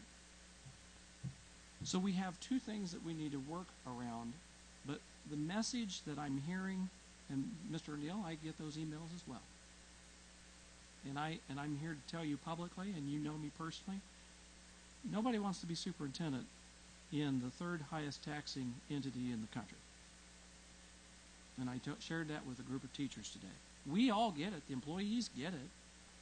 I think the question is what are we going to do about it? Because I'm afraid, this is my fear, that if we don't step up and do something about it, either a combination of revenue and cutting or something, I'm afraid, sir, with all due respect, that in 6 months and 8 months and 12 months we'll be here having the same conversation. I'm afraid of that. And so I'm challenging all of us. We will bring a list of priorities to this board. I will make a recommendation that the conversation around any priority that we have listed, every one of them is on the table. Let's pull them off the table and let's have a conversation in one board meeting per month around what it is that we can do to address the real problem in the district. And what is that? What is the real problem? I have learned over my 25 years in this business that the problem is not always the problem that's being addressed. We need to dig a little deeper. So I want this board to know that. I know you're committed, Mr. Neal and others. The question is are we willing to get around the table and identify and help? Again, two options. We can either do it as a group, or you can do as previous boards that I've worked for have done, and that is direct the superintendent to work with staff and bring in a list to bring us to whatever level you want us. And that's something to think about, because we don't want to have these conversations every 2 weeks around the budget and get story after story. I'm not happy with fees, Mr. President. I think you've heard me say that. I never have understood fees. I will say something about fundraising. If the board wants to have more control over fundraising, then it falls to the policy committee. Now, Mr. Lightfoot, I agree with your comments. I'm a little to the left on the idea of dictating to every PTA, every booster club. We get a lot of credit. District 308 gets a lot of credit for selling stuff that we never approved. And I think it's easy to say, well, we're doing it for the kids, or we're doing it for this project. I've never seen a project on my desk that said, if you don't do this, we're going to raise the money through cookie dough or some other process. I've never had that, and I've been here this is my 3rd year. It's never happened. So if you want more control, we can do that. But and I'm not saying anything about our PTAs and booster clubs. My wife and I raised 2 children. We were the parents that just wrote out a check because we found it to be somewhat offensive to send elementary kids door to door. There's some labor laws in this country that I think we violate every time we do that, but that's just this guy talking, okay? So to that point, I really feel like we ought to have what matters most in this district on the agenda, and let's talk about it. I do feel for it. And by the way, we're not the only district that's talking to Culvers on 34. What those business owners and managers are telling me is we hear from the private schools, the parochial schools. We hear from ball teams that have no relationship to any school. I think they're called travel teams. So when you add all those up, we get frustrated people. And we're a part of it, and I was happy to hear the person say earlier that we don't blame the district for everything, but maybe we could be the role model and the leader for bringing some reins and pulling those reins in. But I promise you, there will be another side to the story. The purchase of jerseys, the purchase for travel, hotels, travel teams. I don't know how much we can control, but I do think we can influence. And if you're ready, I'm ready. Because when the doorbell rings, there's probably a better fit than 50-50 chance that you're going to get asked for something. And it may not always be a 308 initiated fundraiser. So how tonight, I think this is a good conversation. I hadn't planned on it. I'm not sure you did. But I agree with you, Brent, or Mr. Lightfoot. I agree with you. the frustration begins to come and surface. And we can either swallow it and go home and not do anything about it, or we can decide as an organization we're better than this and we can do something about it. I don't know what that looks like. I have some ideas. I'm only one person. My recommendation is this is a great opportunity for a subject for the policy committee to start with. I know they've got a lot of work ahead of them. Are you talking about the fundraiser? Yeah. Just fundraiser. Just start to have a conversation. Yeah, exactly. I know they're working hard getting through the rest of the policies, but I'm sure that they can take some time and look at this as well and come back. I think it's important. I don't think it's critical. I think we've got some critical things on the table right now that we need to be focusing on, but it's good to initiate the conversation and do something about it. My message to our board is your administration is ready. We don't need to be told everything to do and when to do it. You know us better than that. But if there is a change that's significant to the system, then we need to discuss it and then we need to act. And I'm almost rejected by a statement from somebody that would actually move because of something that we may or may not be able to influence, but we're certainly getting a lot of credit for it. And I think it should be our first and significant topic on our board workout session that we're trying to finalize a date in October. I think so too. May I end? We're still under my report, isn't that sad? I understand that. I wanted to share this with you because I know you all know a lot about this. And in conclusion, I want you to, they have theirs, Mr. President. So on September, was it last Thursday, Dr. O'Malley? So a few of us traveled to the State Board of Education committee, or not committee, but State Board of Ed meeting.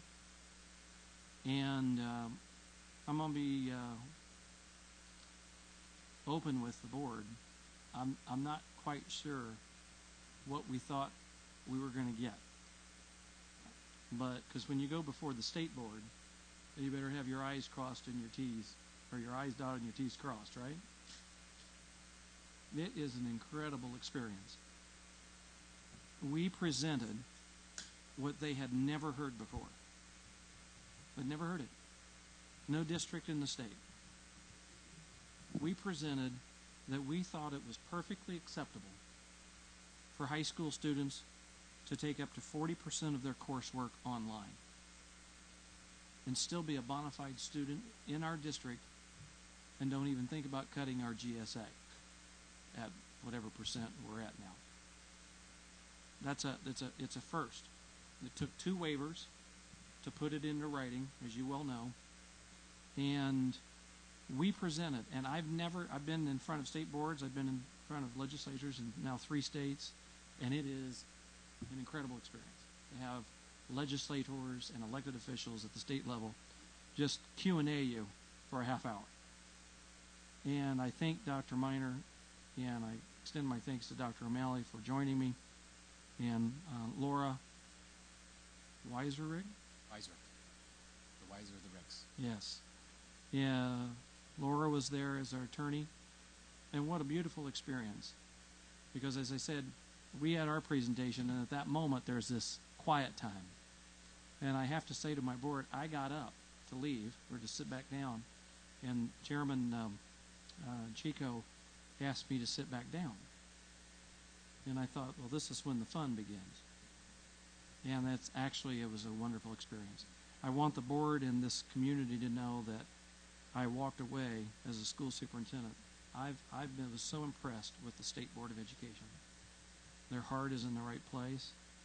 They spent 90% of their meeting talking about academic achievement.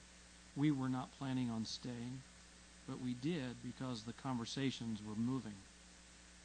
They're attempting to do what they can to move education in this state forward, but they also have to have the legislature do what they're recommending. So they put waivers in place, and every time they do waivers, Dr. Miner, I got the impression that they did 30, 40, 50 waivers every time they met. Waiver for this and waiver for that, and they just send it on. no comment. And this time, that is exactly what was going to happen. In fact, the board's attorney said that's what we do. And Chairman Chico said, basically to his quote, I don't care what we've done in the past. We're going to do it different today.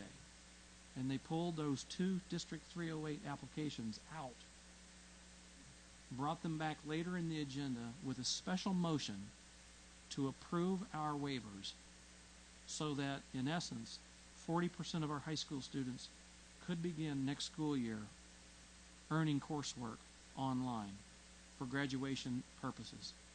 And every board member voted yes, and it was unanimous support. And I don't know how many years it's been. They were saying it's never happened. Maybe it has, but it's been a long time since the state board chose to pull out a waiver and unanimously support it and sending it on to the General Assembly. So it's sometimes we get disappointed and frustrated, but let me share something with you. This was not one of those moments. I've included my presentation for you to see. Our law firm did a superior job at drafting questions and responses that a team of people helped put together over months and months. I want the board and the public to remember this, that it was in mid-2012 when our administrative team identified online learning as a priority. And it has taken months and now years to get it to this point. And if the state board, and I appreciate Chairman Chico for his positive remarks, the representative from Naperville, Kurt Bradshaw, I believe, he thanked us, and not only thanked us, but said it was about time for a district to step out and do something creative and different and give kids choice and flexibility. And I don't want to overscore or underscore how important this is. If the General Assembly, whether they accept it and debate it or they let it move on, we're all hopeful that it becomes Illinois law and we will be the first school system in the state that will be a leader. And Chairman Chico is correct, and I agreed with him, and I take this on as a challenge when he said publicly that he was personally supportive and that he just, quote, asked that we do it well, so that, quote, going on to the legislature and asking for this change, if you do it well, he believes that it will be great. It'll be not only something great to come, but it will become Illinois law. So congratulations to this board, because we can't get to this point without your approval. You've been here, you've understood it, you've heard the presentations. I know it's a long process, but long after we're done with our work here in District 308, new technologies will be in place, allowing kids to take courses online. I was on an airplane 3 weeks ago and smiled when I read where Stanford offers a master's degree, and I smiled and thought, if Stanford can offer a master's degree, we probably in 308 ought to be able to offer some courses for kids to be able to take in flexible situations.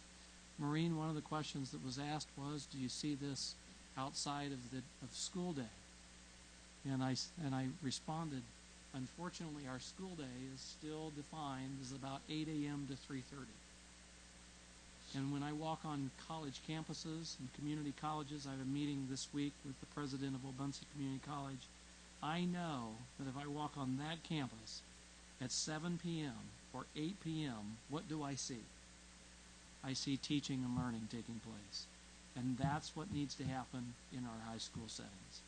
There are kids in this district that need to be able to take a class at 7:30 p.m., not just 7:30 a.m. They may need to take a class on a Saturday. They may need to go online. We need to open up our buildings. We need to allow this district to operate better than any Starbucks or McDonald's or Panera Bread, where we can get online in any of those places. That's the direction of this district. I'm excited about it. I'm so happy to be superintendent tonight because of this piece is exciting for kids. You know how many lives we're going to change over the next several years? Here's something else to try on. There will be a kid who graduates because of this decision. You can't take that away, and you can't do any better than that. Not in this business. They'll graduate because they will have had the opportunity to do what we ask them to do outside of a traditional day that just simply works better for them. So I applaud this board. I'm so proud of what you're accomplished. And I hope, board, next November, not this November, but next November, Mr. President, I hope you and others are presenting at the III conference, and you're telling all of your colleagues across the state that we're the ones that helped this become state law. What do you want to know about this experience? What questions do you have about next steps? Did Chairman Chico give any type of timeline how it's going to progress now, how long it's going to take before it actually gets to legislature? He did not specifically, to answer your question, he did not. But we have some work behind the scenes to do. We want to get in front of majority leaders, leaders of education committees, others that are influential. Would you please do that yourself? You're an elected official. I ask you, take this. We'll send it to you electronically. Take this and send it to every legislator you know and say, this is the future. This is what it's about. And it's about, one, kids, and two, choice. It's about giving kids an opportunity to learn in a different framework and different structure. And I think long term that's going to be wonderful for our district. And I hope it meets the board approved goal that we put in place over a year ago. So, Maureen, do you have, I want to come back, Mr. Baumann, to ensure you have the answer. Maureen, do you want to comment on the next steps and what we will do with the General Assembly? Well, the General Assembly's veto session is at the end of November, so that's when they could first take it up. I thought I read in here already that if they do not take action to disallow the waivers, they automatically take effect after 60 days, after the November session. Yes. And I've spoken to two different representatives that are in support of it very much. When I explained it to them, just in generalities, they thought this was a great opportunity for our students because they understand the work-life school balance that our students are now faced with. And hopefully when Ms. Chapelavia comes to Hunt Club, maybe there's an opportunity to bring her to one of the high schools on that same visit. That would be great. Because it's a very good night for School District 308, and again, congratulations. Thank you for the support. We appreciate it. Okay. I'm glad I didn't skip you this time. We had a few things I've been holding up. So we can move on to consent agenda.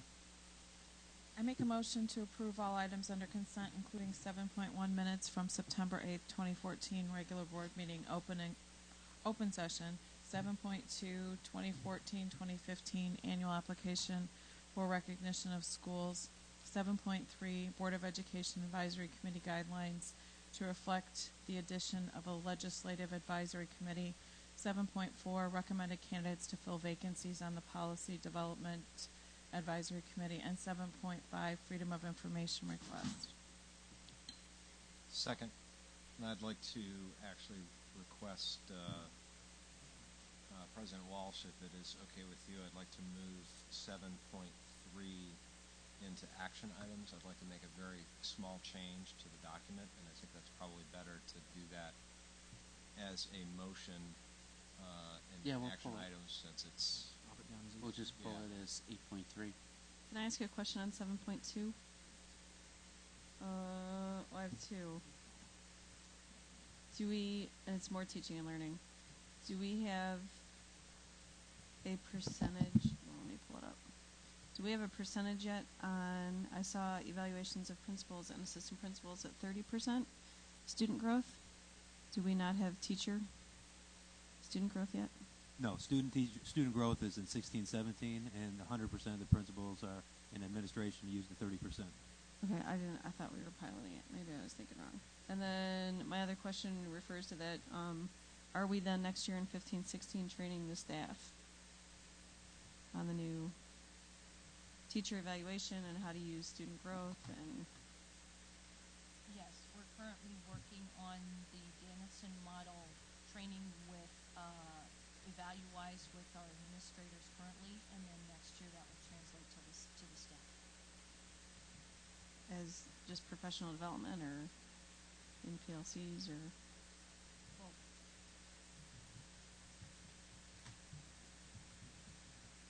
I think that'll be another good topic for our work session because there wasn't much time for professional development this school year, so we have to make that a priority or discuss it as a priority.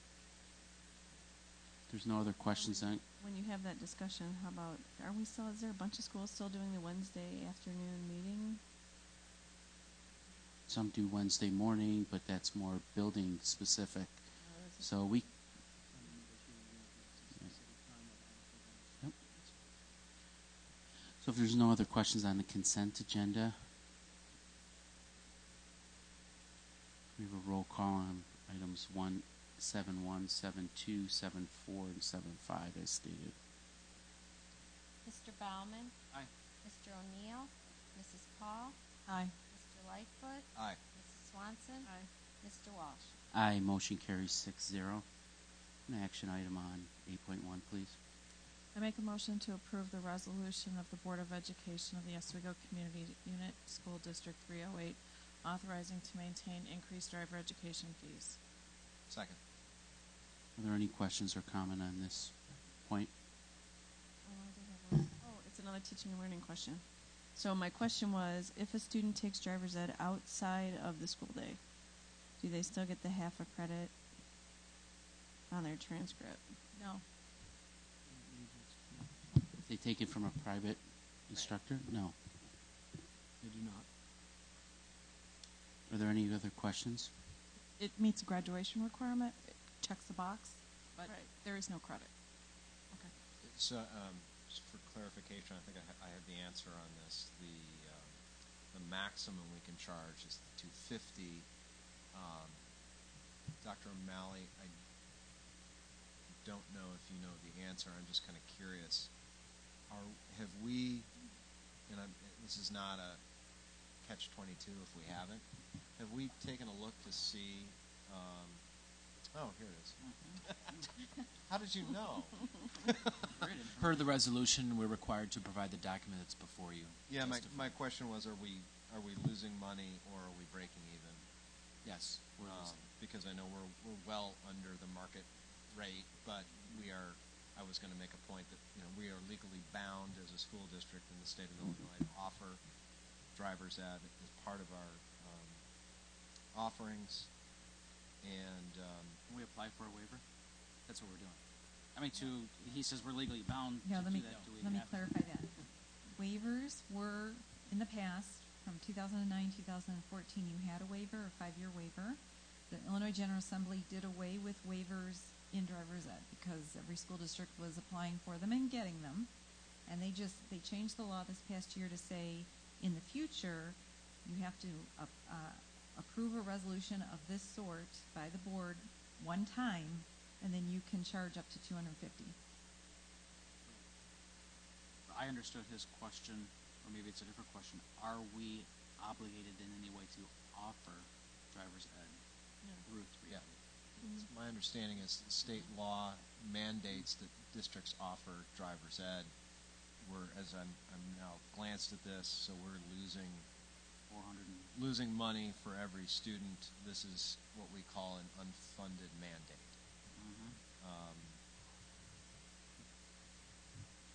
I'll stop there.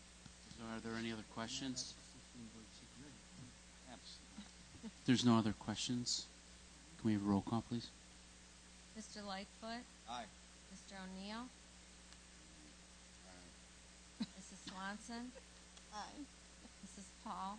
Aye. Mr. Baumann? Aye. Mr. Walsh? Aye, motion carries 6-0. Motion on 8.2, please.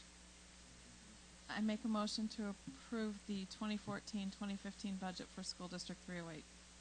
Second. Any questions or comments? Can we have a roll call then, please? Well, I have a question. I was being polite. I'm Sorry. I thought someone else might ask a question. Just for clarification here and make sure that I'm understanding this.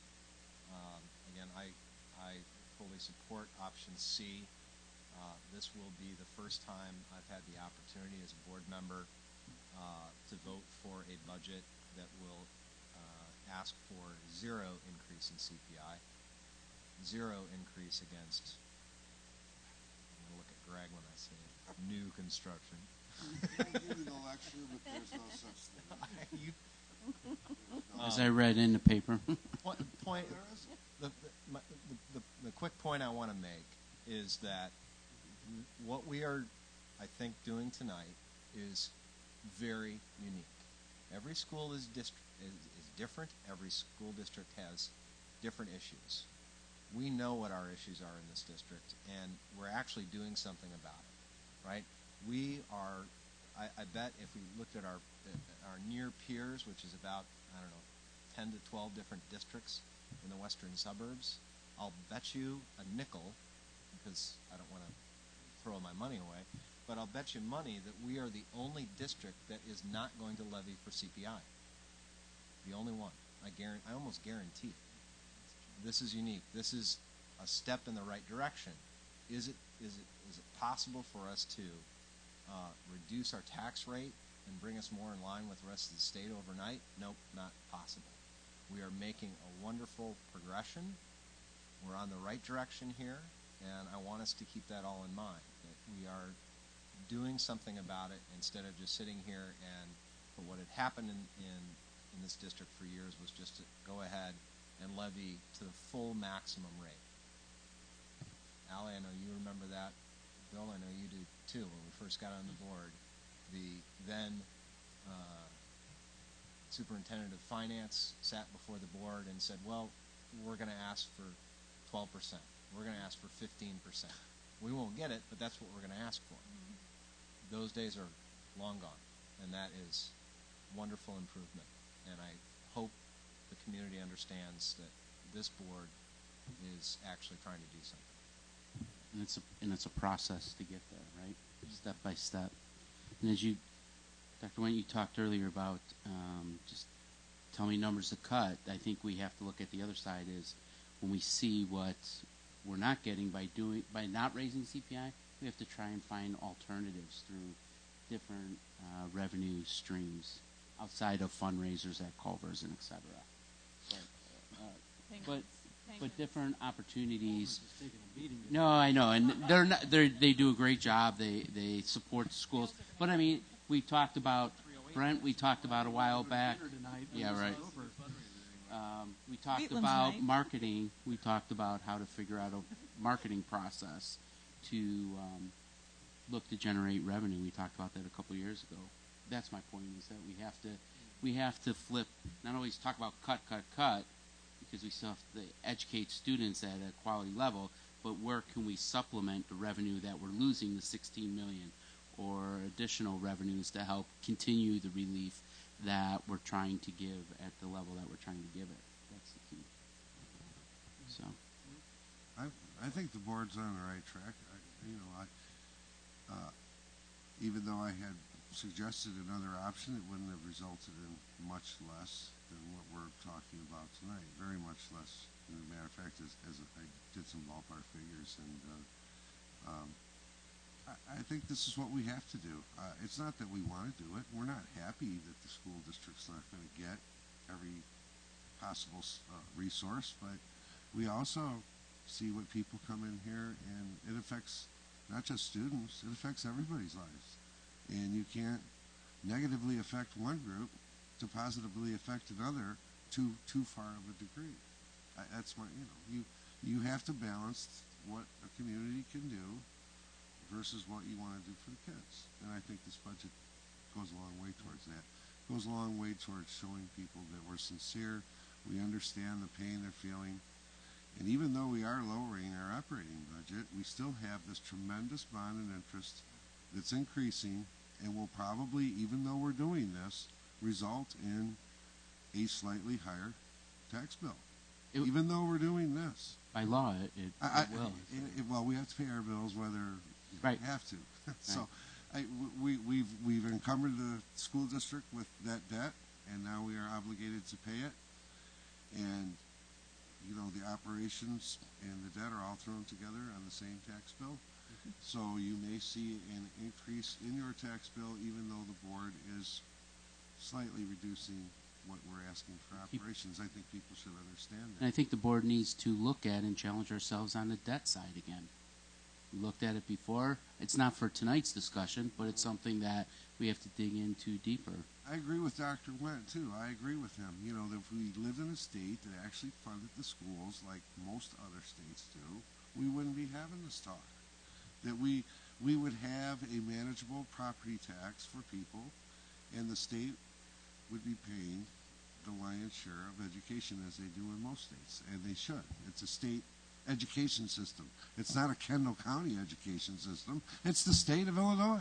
It's their system, and we have to run it according to their rules, their laws, their unfunded mandates, but we have to pay for it with local property taxes, and that's the problem. And so until people get a little riled up about that and start going to the state legislature and start writing letters, and we're going to do this relentlessly at the legislative committee, then that's what we're going to do. And we're not just going to do it as School District 308. We're going to get Plainfield and Naperville. We're going to get a coalition of a very large constituents of voters and start making some noise, because it's time that somebody started rattling some cages down there. And when we do it as individuals, our voice is not heard very loudly. But if we can get a large group of school boards to go down to Springfield and say, look, you know, you're killing us, and you are. $49 million is another issue that we'll be working on relentlessly. I have a whole list of things that, of laws that would benefit School District 308 and not harm our local taxpayer at all.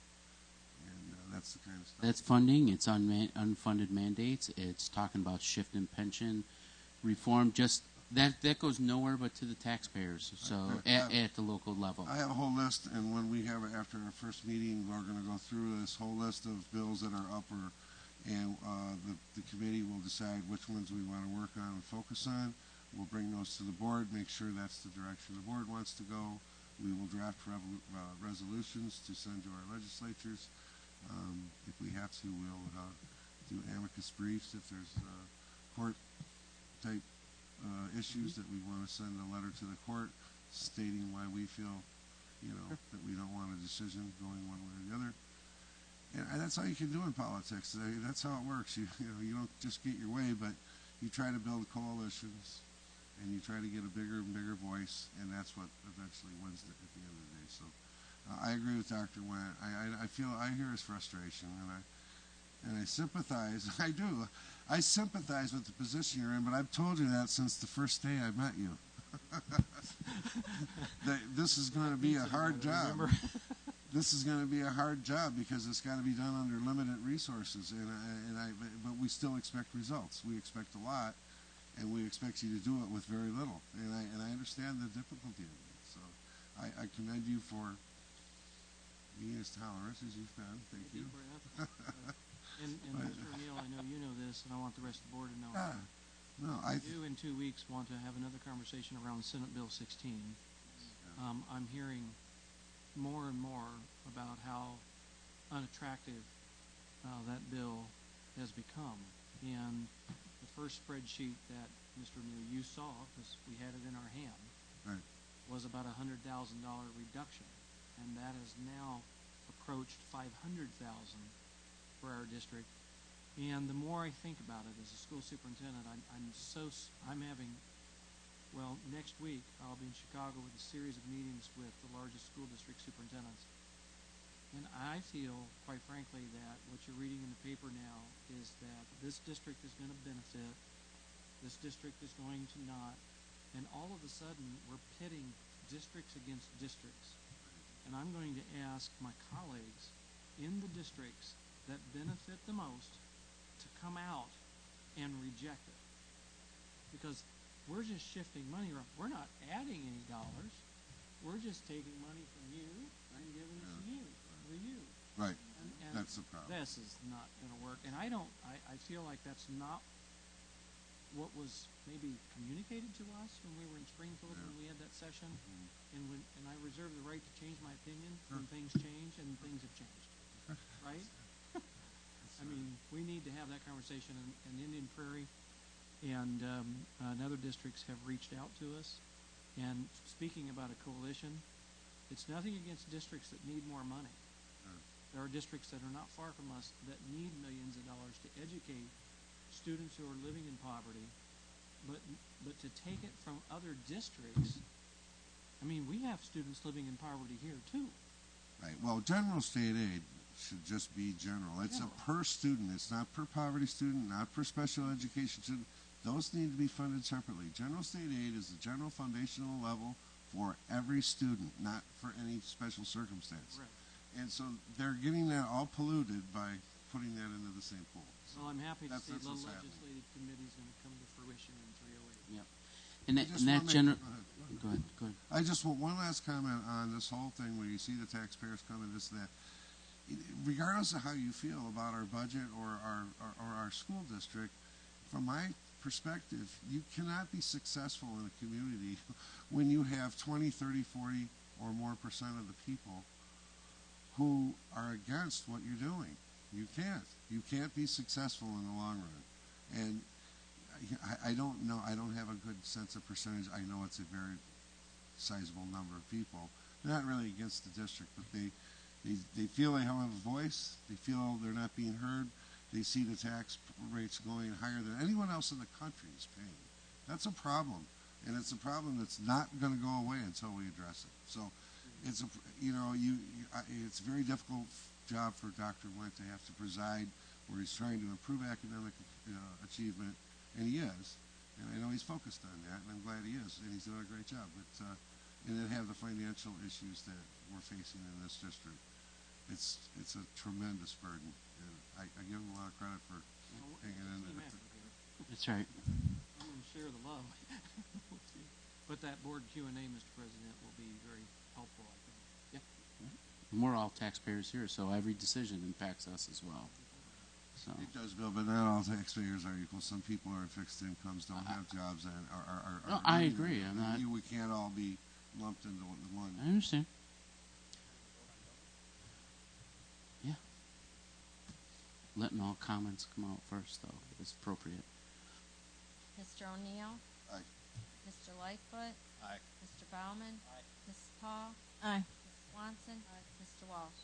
Aye. Motion carries 6-0. I have a motion on 8.3, please. I make a motion to approve the Board of Education Advisory Committee guidelines to reflect the addition of a legislative advisory committee. Second. Are there comments on this? Yes, sir.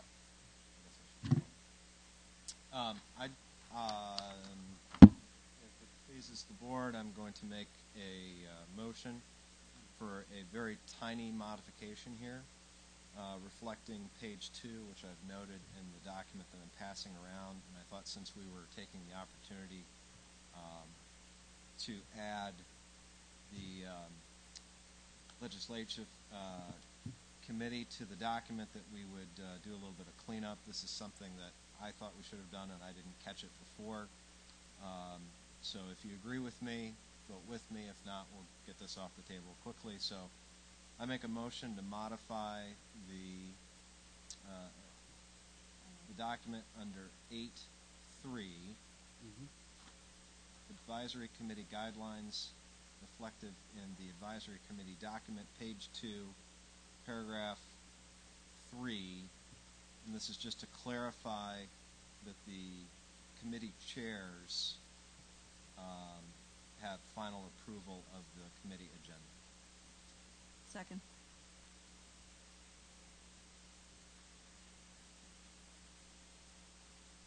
So as we open up for discussion on the modification to the motion,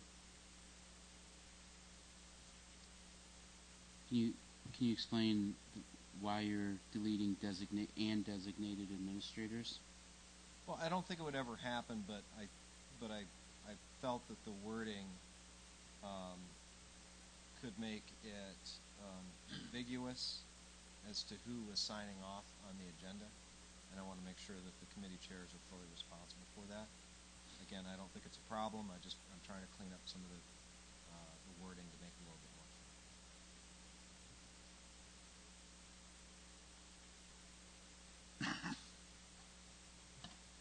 I don't have a problem with it.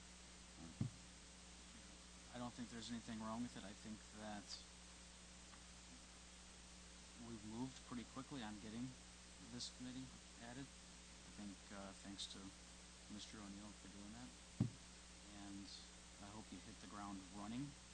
We've got a lot of local legislators who are easily accessible, phone calls, offices.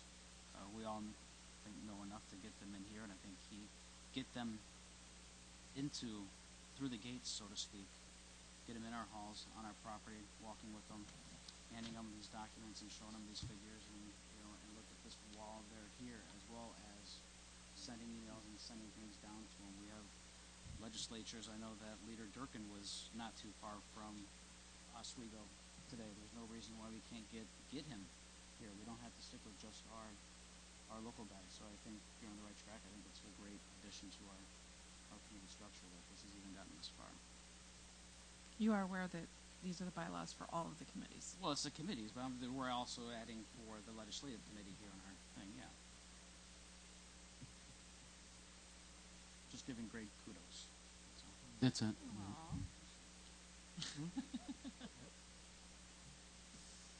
I think it'll be a good addition to the district, and I encourage involvement from all board members on this. I think it's Right, I think it's one overlooked area, and I'm not suggesting that people don't really. I think it's overlooked area for a school board to not access their legislative committee. I think everybody's fine with that. The legislative committee. I want to, Mr. President, ask a couple questions, please. I don't believe that the practice has been that any district administrator assigned to a board-approved committee has felt that they are in a position to approve the agenda.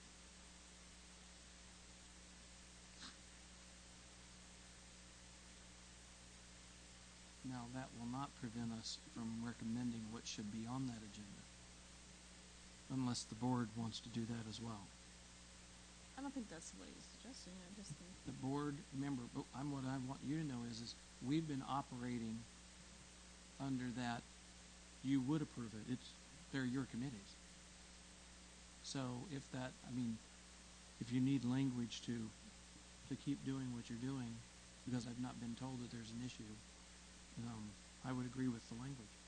Because we're going to keep doing what we're doing, unless there's somebody that feels like we need to do something different. It hasn't been a problem. Correct. There is language that says that the superintendent or his designee, or her designee, will work with the committee chairs to set the agenda. I'm merely providing what I think is some needed clarification On who approves it. to say that the committee chairs have final approval of the agenda. And again, this is not. I'm putting this in because there's a problem. There are absolutely no problems.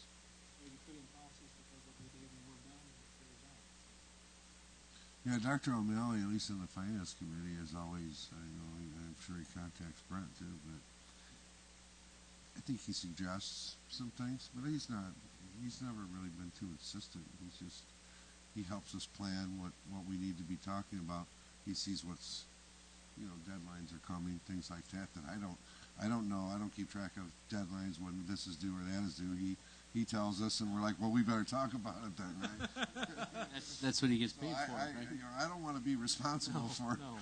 The only thing I don't want to do is have to take responsibility for deadlines that I'm not even really aware of every year that come up. That's the way we want it to work. Monday mornings we meet. We've already discussed what we're going to be recommending. I'll take Dr. Sparlin recommending to the policy committee, for example. We talk about those. So as long as that system's working, otherwise we won't know. So tell us if there's something we need to do different. Otherwise, this is a language change, and we support it because we believe in it. I call the question.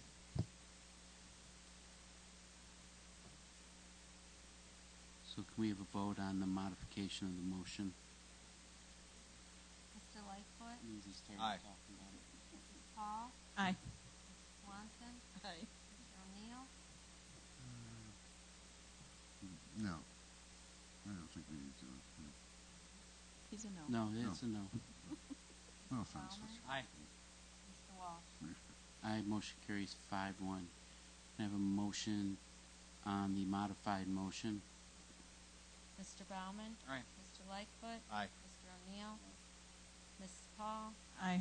Mrs. Swanson, Mr. Walsh. Aye, motion carries 5-0. Can I have a motion to adjourn? I make a motion to adjourn. All in favor? Aye. Greg, Matt? Pardon? You, okay. So you agree to adjourn? So motion carries 6-0, meeting adjourned. Thank you very much.